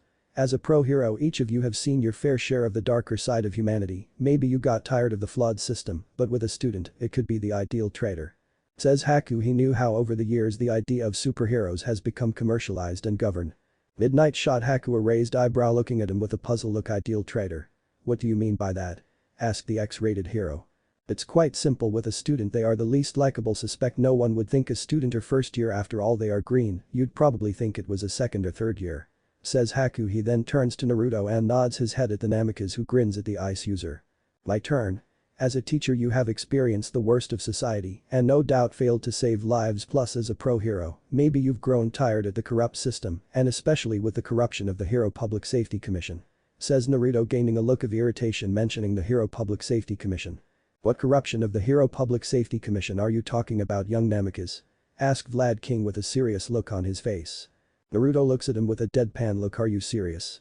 The Hero Public Safety Commission are responsible for people being discriminated against, and besides, they are just a bunch of power figurehead crawling for control and power. Because of them, people with villainous mutant quirks that aren't flashy, and even the quirkless have suffered because of those pencil-pushing jackasses. Plus, we all know they are responsible for Lady Nagin turning into a villain. Exclaimed Naruto. No, we don't. Maybe she just grew tired of the rules and stopped believing in the laws. Said Haku. Well, I still believe in the Hero Public Safety Commission had a part in her becoming a villain. Exclaimed Naruto, crossing his arms. Haku rolled his eyes at this. The two of them have always argued whether the Hero Public Safety Commission was responsible for Lady Nagin turning into a villain. It is scary how right young Namikaze is. Thought Gang Orca. And as for a student, sure they are green, but they have also experienced their own share of darkness, plus with a student they are more acceptable to being pulled to the villain side of the villains can use said person's own personal weakness against them. Said Naruto he knew there is a possibility the villains are manipulating added, maybe blackmail them. Unfortunately, it is still too early to declare if the traitor is a student or teacher at UA. Said Midnight. The two boys nod their heads in agreement. Vlad King massages his chin. Maybe there is a way to weed out the traitor. Said Vlad King. Maybe when All Might and Eraserhead have healed we can have a meeting among peers deciding which move to take. Maybe with this the person might flinch or make some body language that will cause them to slip. I advise we should try something similar with the students. Says Gang Orca. The rest of the pro heroes agreed with the man. President Nezu nods his head with a small smile. Yes, that sounds acceptable. Hopefully once Aizawa heals he can help us with this investigation. But I must say, this talk has been enjoyable. I haven't had such a fun conversation in a long time. Exclaimed the intelligent animal. He then gains a serious look on his face. Although, I must warn the two of you, this conversation must not leave this room, this talk must stay between us. I hope the both of you understand. Asked President Nezu. After all, it wouldn't be good if there if word for our about a possible traitor. Naruto grins at the president and gives them a thumbs up. Sure, no problem. You got it, press. Exclaimed a grinning Naruto smiling like a fox. Many of the teachers laughed at how energetic the blonde was acting. Midnight found it so amusing she laughs into her hand. The boy was so full of energy, she definitely enjoyed this kid. Haku nods his head in understanding. That sounds fair, we kinda figured this would be a top secret. It's too early to know which of our classmates to be the traitor, although we can take people like Izuku, Sato, Tenya, and Ichako off the list of traitors. Said Haku. Recovery girl stares strangely at the ice user. The idea of Izuku being a traitor was laughable. The boy loved heroes too much to consider a traitor. Izuku is too much of a fanboy, Tenya is a stickler for rules, Ichako is too nice and innocent, and Sato makes awesome food. He's also a good guy, but Bakugo, I can totally see him being the traitor, but unfortunately, besides him being total loser dirtbag, he wants to be the top hero, even though his personality suck ass. Said Naruto. Many of the teachers laugh at his description of his classmates. Haku looks at Naruto with a deadpan expression. You just wanted an excuse to punch Bakugo, don't you? Asked Haku with a flat look on his face. He knew how little his childhood like, and the feeling was the same. He couldn't stand the angry blonde. 100%. Though Bakugo is totally the type to bully someone. Now that I say that, didn't Izuku said him and Bakugo went to the same middle school? Asked Naruto in thought. Recovery girl was looking at the blonde with a surprised look. She was aware of the bad blood between the two, but the young boy was right lip about his days in middle school. Yeah, he did. What exactly are you getting at? Asked Haku. I think Bakugo used to bully Izuku. I mean, look at how nervous he acts and his stuttering. Bakugo bullying Izuku isn't too far-fetched, Haku. Remember, Izuku said he was a late bloomer and society isn't welcoming to those who don't fit the mold. Yo press. I think you guys should also look into Izuku and Bakugo's history. Said Naruto. Are you saying this because you don't like Bakugo? Asked President Nezu. Naruto shook his head negatively. Nah, Izuku is my friend and I always help my friends. Says a grinning Naruto. Very well, we will look into this. Is there anything else you would like to discuss? Asked President Nezu. Can I have your autograph? Asked Naruto looking at Bang Orca with a megawatt smile. The large ocean hero nods head. Very well, I don't see the harm. Says Gang Orca. The man digs into his jacket, pulling out a small picture of himself. The man pulls out a pen and sighs the photo, giving it Naruto. Way cooler than All Might. Said the blonde, stargazing at the autographed photo with a wide grin. Time skip. Due to the villain sneaking into the school, the hero school is closed the following day. The next day the school was open, but the classes weren't. Many of the students were talked to by Hound Dog. After Naruto had talked to the dog hero, the blonde heads to UA's development studio. Naruto whistles at seeing the large door. Just as he opens the door, an explosion can be heard on the other side. The door is blown off and something hit him, causing him to groan as whatever had hit him had him in the stomach. He opens his eyes and stares into eyes with green-yellow with a cross in the center, making them look somewhat like scope. Naruto grins at the pink-haired girl with dreadlocks. Yo. Grinned Naruto, staring into her eyes. He had to admit this girl's eyes looked badass. He noticed the girl had dirt spots all over her. Hiya. I'm Mei Hatsum. Who are you? Asked a bright female, grinning ear to ear. Naruto matches the pinnet's grin. The name's Naruto Namikaze. Said Naruto with a toothy grin. Mei, why are you on top of that kid? Asked Power Loader. The man rubs the back of head, watching Mei sir on the blonde as Mei finally gets off of the blonde. Now, what can I do for you? Asked the man. He noticed the blonde hair and blue eyes and gains a look of recognition. Wait, isn't this kid Minato's kid? The hair and eyes are a dead giveaway. Thought the man. I need some upgrades on my hero suit. Holy shit. Are those rocket boots? exclaimed Naruto. He quickly runs over to a pair of metallic boots. He gains a megawatt grin on his face staring at the metallic boots. Mei lets out a loud laugh, laughing to the heavens with a wide grin on her face. I see you have good dynamics. Those are my own inventions. My Hoover souls. Exclaimed Mel puffing out her chest. That's so cool. Hey. What's this, a power glove? Asked Naruto picking a metal glove. Without thinking he puts on the glove. He then lifts up an unfinished exoskeleton and finds himself able to lift it. Stars appear in his eyes. Holy crap. I'm like wicked strong. Like Colossus strong. Exclaimed Naruto with a wide grin. He then poses in a superhero pose. Mei lets out a laugh while power loaders sigh at the scene of the blonde and pinhead laughing like a maniac. That's one of my babies. The Iron Gauntlet. With those babies you can lift over 20 tons. Laughed Mei with a maniac grin on her face. Naruto matches her grin. Power loader groans at the scene. Mei has always been so energetic and full energy, and to his horror, there's another student who is just as energetic as her. The man face palms as the two energetic bonding. Great. Just what I need, two energetic teens. Thought the man. Holy shit. I just had an idea. What if you made like rocket boots like this? Exclaimed Naruto. He quickly digs into his pocket pulling out his phone. He then brings up a picture of Shadow the Hedgehog. These would totally be sick with my quirk. Oh. That's right, I need some upgrades to my suit. Exclaimed Naruto. He then digs into backpack and pulls out a sketchbook. He opens the book showing the Pinkinette his hero costume design. Already? Isn't it too soon? Most wait for months till they get upgrades for their superhero costumes. Exclaimed power loader staring at the two who stopped their rant to turn to the pro hero. But we were attacked by villains. And sure as hell no, that bird freak isn't going to be only insanely strong bad guy we fight. So I need to be ready when the next big bad shows up. Exclaimed Naruto pumping his fist in the air. Power loader sweat drops at the teen and scratches his head. Right, I guess you're right, first years don't usually see the type of action you and class 1A has seen. So, what kind Mei costume? What are you doing? Exclaimed power loader watching Mei casually feel Naruto's body, although Naruto doesn't mind Mei constantly feeling his muscles. Mei with a casual smile turns to her teacher feeling out his muscles. Said Mei as if she isn't invading Naruto's personal space, but the blonde doesn't even seem bothered, he just stands still with a bright smile on his face. It's fine. I don't mind. This feels like superhero's origin story where he upgrades his prototype suit. This is going to be so awesome. Dadabeo. Exclaimed Naruto with a megawatt smile on his whiskered face. So, you get to make all this cool support items all day? Asked Naruto looking at all the support items scattered around the room. Well, not pretty much. These are all my babies. Exclaimed a proud Mei grin, one which Naruto matches her grin with his own grin. Great. Just great, those two are getting along. Thought power loader with a groan. He scratches his head. Mei, you know we don't make support items all day long. The support course is similar to class 1A, just as the hero course has classes teaching you about heroism, the support course has similar classes, although we focus on more support items. Now, what kind of upgrades are you looking for?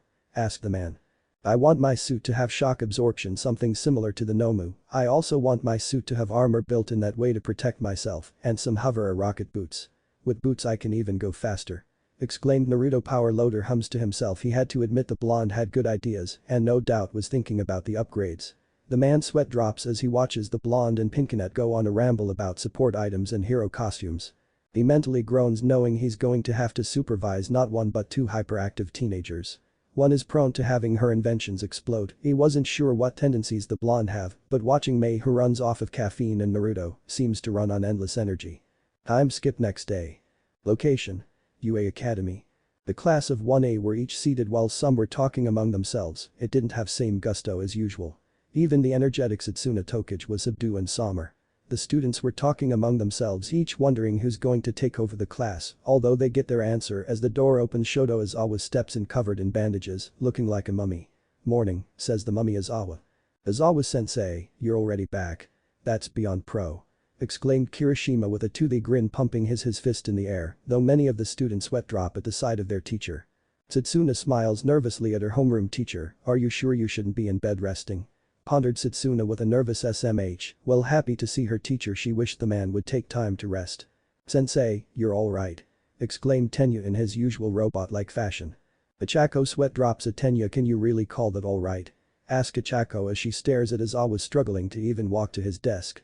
The man struggled to sit down. Don't concern yourselves over me. After all, the battle hasn't really ended for you yet, said Izawa. The battle? Questioned Bakugo. Great, what's next? Questioned Sato. More fighting? Questioned Haku. UA's sport festival is approaching, boys and girls. Said the bandaged man. Within seconds everyone erupts in their seats. The whole class erupted, each finding out about the sport festival. Enki Kaminari sweat drops at the news and rubs the back of his head. Keep forgetting this is an actual school. Says Kaminari, which is easy to forget since the school at times doesn't feel like a school. Hiroshima raised an eyebrow at the new information as Awa had sprung on them. He wasn't too sure this was such a good idea. Wait, hold up. That sounds like something villains would try to infiltrate, isn't it? Will it be alright? Asked Kirishima. Even the animated Mina agreed with the boy. On the contrary, since we're going ahead with the festival, it means that the school is confident it has all its ducks in a row when it comes to its crisis control. Now I hear police presence will be 5 times bigger than normal, for example. What you should be thinking about is what a huge chance the Academy's sports festival presents for you all. Said the bandaged hero. Haku then begins to start thinking to himself, it figures something like the UA's sport festival isn't going to be halted by something like villains. Says Haku, he knew you had a better chance at trying to sneak into the White House than invading the UA festival. UA sports festival? Well, this sounds like fun. A chance to show the pro heroes what we're made of. Grinned Naruto with a fox-like grin on his whiskered face, with his arms crossed with a confident stance. Our sports festival is one of Japan's biggest event. In days past, the Olympics was the sports festivity that whipped all the nation into a depth of enthusiasm. But now, as you know, the extent and population have shrunk and it's lost a lot of substance. So what has taken the place of the Olympics in Japan is the UA Sports Festival. Said as Awa, everyone in Japan watches the UA Sports Festival. You'd be hard-pressed not meeting a person who hasn't watched it. The top heroes are sure to be watching us. It's because they'll be scouting for us. Said Momoyae Rozu. Well, heroes will be watching the sports festival. Even villains tend to watch it either to be on the lookout for the generation's next batch of heroes or in some cases their next target. Kaminari grins at Jiro with his usual cocky grin. I'm thinking I might follow the tactic of going sidekick for a pro hero squad after graduating. But there are loads of people who get stuck as sidekicks forever and missing their chance to break out as solo heroes. Exclaimed the blonde. And you seem like just that kind of dumbass, Kaminari. Says Jiro with sky smirk on her face, and he wasn't too happy about the insult. Nat Oli, entering the squad of a famous hero will get you higher status and more experience. Remember, time is limited. If you get noticed by a pro, that gives you the standing for a brighter future than otherwise. This is the chance you'll get only once a year for a total of 3 chances. If you aim to be a hero, this is an event you can't overlook. Stated as Awa, even bandaged like an Egyptian mummy, he was still able to hit his students with words to think about. Time skip. End of 4th period. Noon. Naruto hums to himself with a grin. Izuku, who's still lost in thought, wonders how Naruto can still be grinning. So, the UA Sports Festival, especially with the recent villain attack, the festival isn't going to be crawling with police. But the best pro heroes, that means them. My dad and Gramps is going to be there too. Said the blonde. The room seems to be even more lively, but with a serious air going around. I mean, I knew it was coming, but now I feel like the tension is flying sky high. If we put in the effort and stand out to a pro, it'll be a giant leap forward. Exclaimed Kirishima, talking among his peers. Izuku stares at his fellow awestruck look. Wow, everyone's so pumped. Exclaimed a shocked Izuku. Satsuna grins at him. Well, of course. Aren't you getting pumped, Midori-kun? Asked the excited Greenet, looking at the male with a toothy grin. You've enrolled in UA to become a hero, so getting fired up is only natural, man. Exclaimed Lita. Even the studious Lita is getting fired up in his own way. Lita's got a really oddball way of unleashing his passion, weirdo. Said Sai, watching Lita fidget in place behind her. Mina snickers at Lita. Lita, Satsuna, and Sato stands over the nervous Izuku while Haku and Naruto watches. Of course I feel it too. But still, guys. Let's crush her. The sports festival. Declared Ichako with an intense look. Whoa, your face, Uraraka. Your face. Exclaimed Izuku. Whoa, she's like Battle Raka. Exclaimed Naruto. What's up with her? Uraraka's being Kinda, not Uraraka, says Mina, watching Ichako switch of personalities like a 360. Eyes. I'm gonna go for it. Exclaimed the usual bubbly brunette. Whoa, but, it's like your character is floating off. Exclaimed Kirishima, each of them mimic the brunette, pumping her fist in the air. As Izuku and his friends head out the cafeteria, the young freckled teen turns towards Ichako with a curious gaze. Oh, yeah. Uraraka, I was wondering, why did you decide to become a hero? Ask Izuku. They turn to Ichako, who blushes at the attention. With her cheeks red, she runs the back of her head. Money, says Ichako. They each blink in confusion. For money? You want to be a hero for the money? Asked the female Greenet. She looks away from them. Yeah, I guess, ultimately, man, sorry, I know it sounds lame. Like I'm not being a pro hero. Lisa especially is doing it for high-minded principles and stuff, so I'm embarrassed. Said Achako feeling embarrassed and bashful. Don't be. Why, what on earth is there not to admire about applying yourself to aim for a comfortable life? Exclaimed Lita moving his body in a strange manner. Yeah, though it is unexpected, says a shocked Izuku not expecting such a response. The Uraraka is about that money. Who knew? Said Naruto with a shrug of shoulders. I'm working at our construction company, but there's just no real work out there, so we're flat broke. I probably shouldn't be telling anyone about things like this, but… Trailed Achako looking nervous. Itsuna gives the brunette a wide grin and a thumbs up. Instruction. Says Lita and thought Sato and Haku look at Achako with a surprised look, although Naruto is looking at her with a wide grin. Oh, I see. Whoa. Achako, that's so awesome. I can totally see how with your quirk would help. Exclaimed Naruto with wide grin. She blushes at the compliment. Izuku nods his head in agreement with a quick like yours, if you could get permission anywhere it'd be super economical. Said Izuku. Achako turns to the male greenette and nods her head. I know, right. That's what I told my dad. Exclaimed Achako. She gains a saddened look as she remembered when she was young and her father turned down her help. She then gains a look of conviction. I'm going to become a hero and earn money without fail, and I'm going to give my mom and dad the easy life they deserve. Declared Achako. Her friend stares at her in awe and amazement. Uraraka. Bravo. Exclaimed Lita clapping and feeling moved by her speech. Uraraka, you're so awesome. I feel so motivated. Exclaimed Setsuna. Ooh. There you are Midoriya. My boy. Exclaimed All Might. The students jump in shock at the sudden arrival of the number one pro hero. Would you care to eat your rice with me? Asked the massive man. You sound like a teenage girl. Exclaimed Achako. I forgot how huge All Might is. Muttered Sato staring at the bento box All Might is carrying. Sure. Says Izuku. He saved him. Friends apologizing, but they played it off understanding. While this whole thing was going on, Naruto was watching the scene with a critical look. What's going on with Deku? Asked Achako looking at Lita, who looks just as confused as she was. I'm not sure, he jumped in the second All Might was getting attacked. It's probably something to do with it also, it's just like Tsayu said in the bus. His super strength is a lot like All Might's, so he might take some interest in him. Said Lita. I don't know, it's strange for him to have such an interest in Izuku. Said Naruto, who looks like he's in deep thought. They look at Naruto with a curious stare. What do you man? Asks Setsuna looking at Naruto with a curious gaze. Sato turns to look at Haku, but the brunette seemed tight-lipped. He knew it wasn't his place to say, plus whatever relationship there is between Izuku and All Might honestly wasn't his business. Naruto gives at her with a foxy grin on his whiskered cheeks. He then waves her off. Oh, it's nothing. Well laters, I promised to meet up with someone. Says Naruto. He then walks off leaving Lita, Achako, Setsuna, and Sato confused at the blonde. The whiskered blonde seem always acting so strange. One minute he's hyperactive and next he's serious. The whiskered blonde was just another mystery.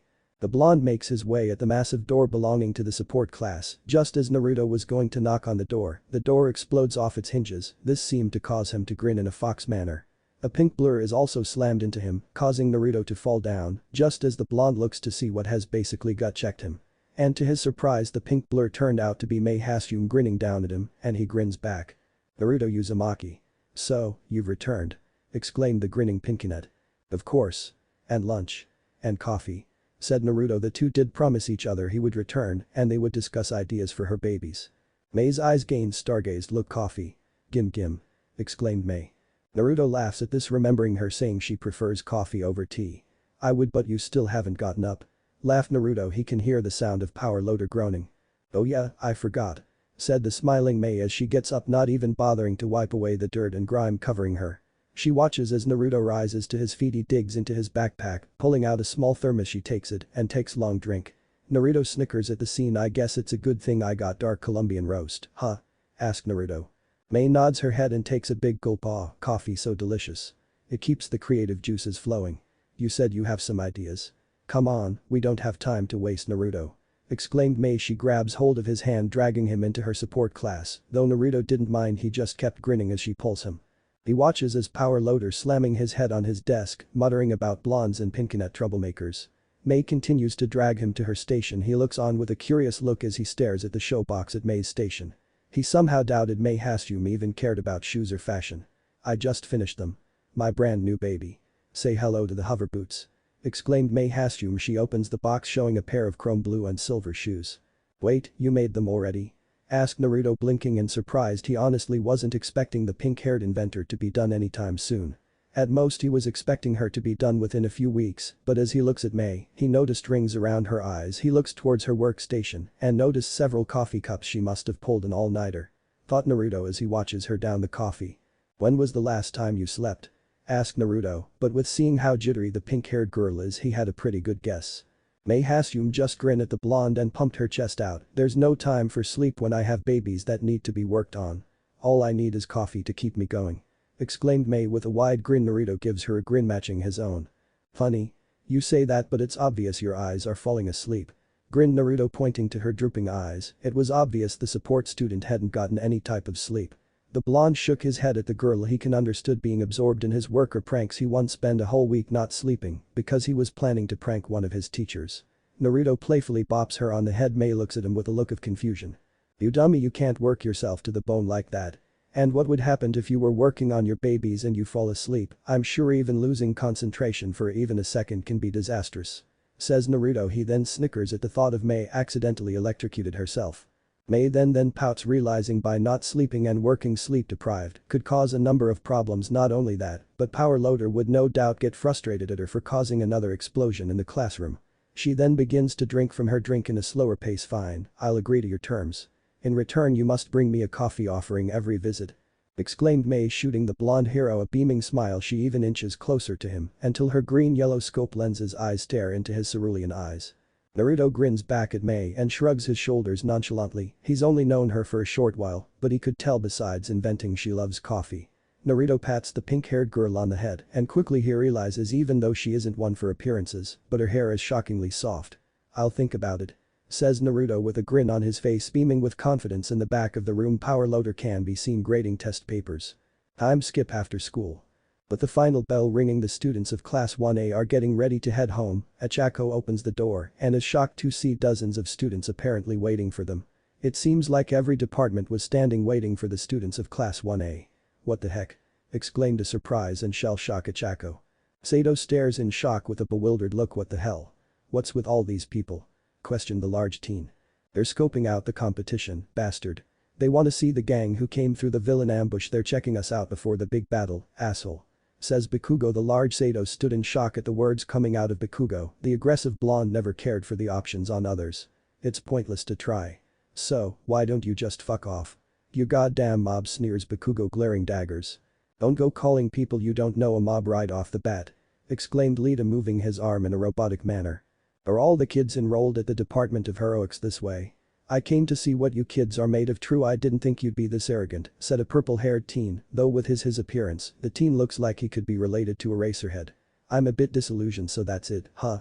There's lots of kids who wind up in the general education department or other departments because they failed the Heroics one. Did you know that? Asked a teen with eyes as dead as night. And based on results of the sports festival, people can be even come under review to be transferred to Heroics. And the reverse is also a possible outcome, scooping out the competition.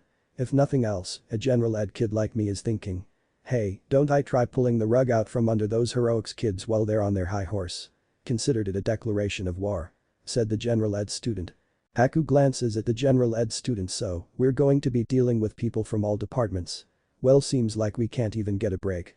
Thought Haku. He was wondering, was his class a trouble magnet? Suddenly, a strange student from Class B decides to make his presence known. Hey. You. I'm for Class B. I had you knocked around with villains or whatever, so I came to hear it direct. But I don't want to hear from some snot-nosed punk. Exclaimed the Class B student Tetsu. Then why are you even here? Questioned Satsuna, looking at Tetsu with a raised eyebrow. She was wondering, did he just came here just to yell? Don't embarrass us during the main event, you hear me? Roared Tetsu. Achako, Lita, and Izuku stares at Bakugo waiting for him to say anything, and surprisingly he said nothing and was walking his way out of Class 1A. Kirishima stands dumbfounded at how that went. Wait a second, man. What did you just do? Now we're gonna get haters all up in our grill. Exclaimed Kirishima, knowing they each have a target on their back. They were gonna have a target on their back anyways, but Bakugo didn't need to add fuel to it. It doesn't matter, says Bakugo, glancing at Kirishima. Why'd? Exclaimed Kirishima. None of that matters once you're at the top. Said Bakugo, walking out the door. Naruto sweat drop at Bakugo, rubbing the back of his head, but that doesn't mean paint a target on your back while doing it. Or making enemies out of everyone. Says Naruto. He then sweat drops at Kirishima and the others for being moved by Bakugo's words. For the next 2 weeks everyone was training, although there were others who didn't take their training seriously and others who took their training seriously. People like Denki Kaminari had slacked off deciding to goof off while others like Naruto had spent his time training to use his new support items. He even hanged out with Mei Hasum, then two had spent ways to prepare themselves. Mei didn't cards for winning, she cared more about having the spotlight on her babies. Even the usually bubbly Achako had taken her training seriously, pushing her body to its limit even if she had threw up said limits, but with idea of being scoop out by pro hero had only motivated her more. Even Sato was training though the large teen was keeping up with sweets. Izuku Midoriya had even sought out Ranma who helped him with his martial arts training with Ranma had been intense, but he was thankful for the teen. The young boy had even gotten a surprise visit from his fellow green at Setsuna Tokage. Flashback. Izuku Midoriya was finishing a form of kata's Ranma had showed him suddenly he hears knocking, he turns his head and sees his mother Inko with half her body entering his room. She smiles with a shaky smile confusing her son, you have a friend at the door. She said she's a classmate. Exclaimed a nervous Inko, the plum-sized woman. She was probably as nervous as her son. Izuku blinks at his mother in confusion. A friend? From my class. Said Izuku. He had no idea who it could be. Decided to see who it is. He makes his way to the front door with his mother following behind him. Maybe it's Achako or Asui. Wondered Izuku as he opens the door. He stares in surprise at Setsuna Tokage, who's grinning ear to ear.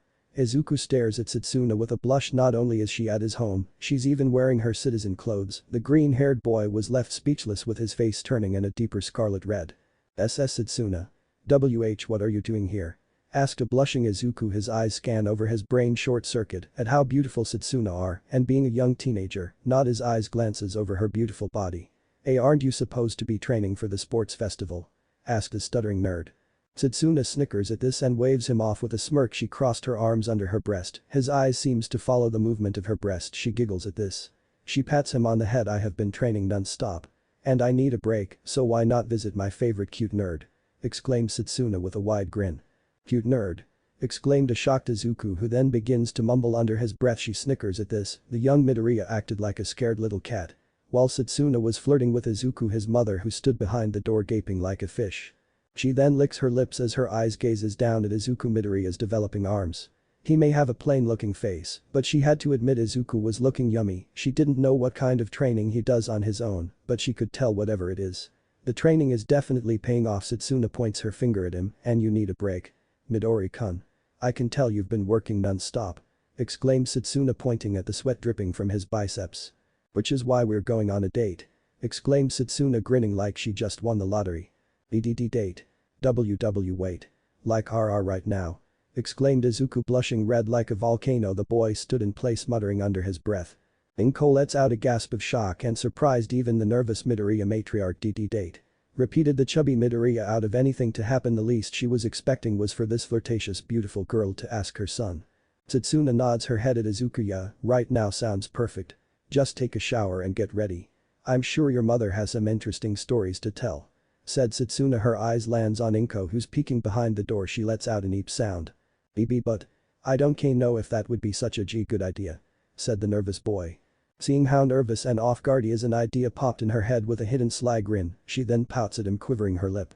This action alone had brought men's to their knees, and unfortunately for Izuku, well, he is being trained to become a pro hero. Unfortunately for him, he's clueless when it comes to women, especially a charm of the opposite sex. Hey, are you saying you don't want to go on a date with me? I bet it's because of my teeth. I bet they freak you out. Cried Setsuna, unleashing crocodile tears. Of course Izuku had no idea how to handle this. That's not it at all. I think they're what makes you special. If anything, I think your quirk is amazing. Exclaimed Izuku. That's great. Midori-kun. Now hurry up. I want to get this date started. Exclaimed Setsuna, feeling like he just lost. He simply walks back into his house, rushing to the bathroom. She then grins at the chubby Midoriya and waves at the woman. Would you like some tea? Asked a nervous Inko. Setsuna nods her head. What if Naruto has ice quirk in my end here, and thanks for watching my video till the end.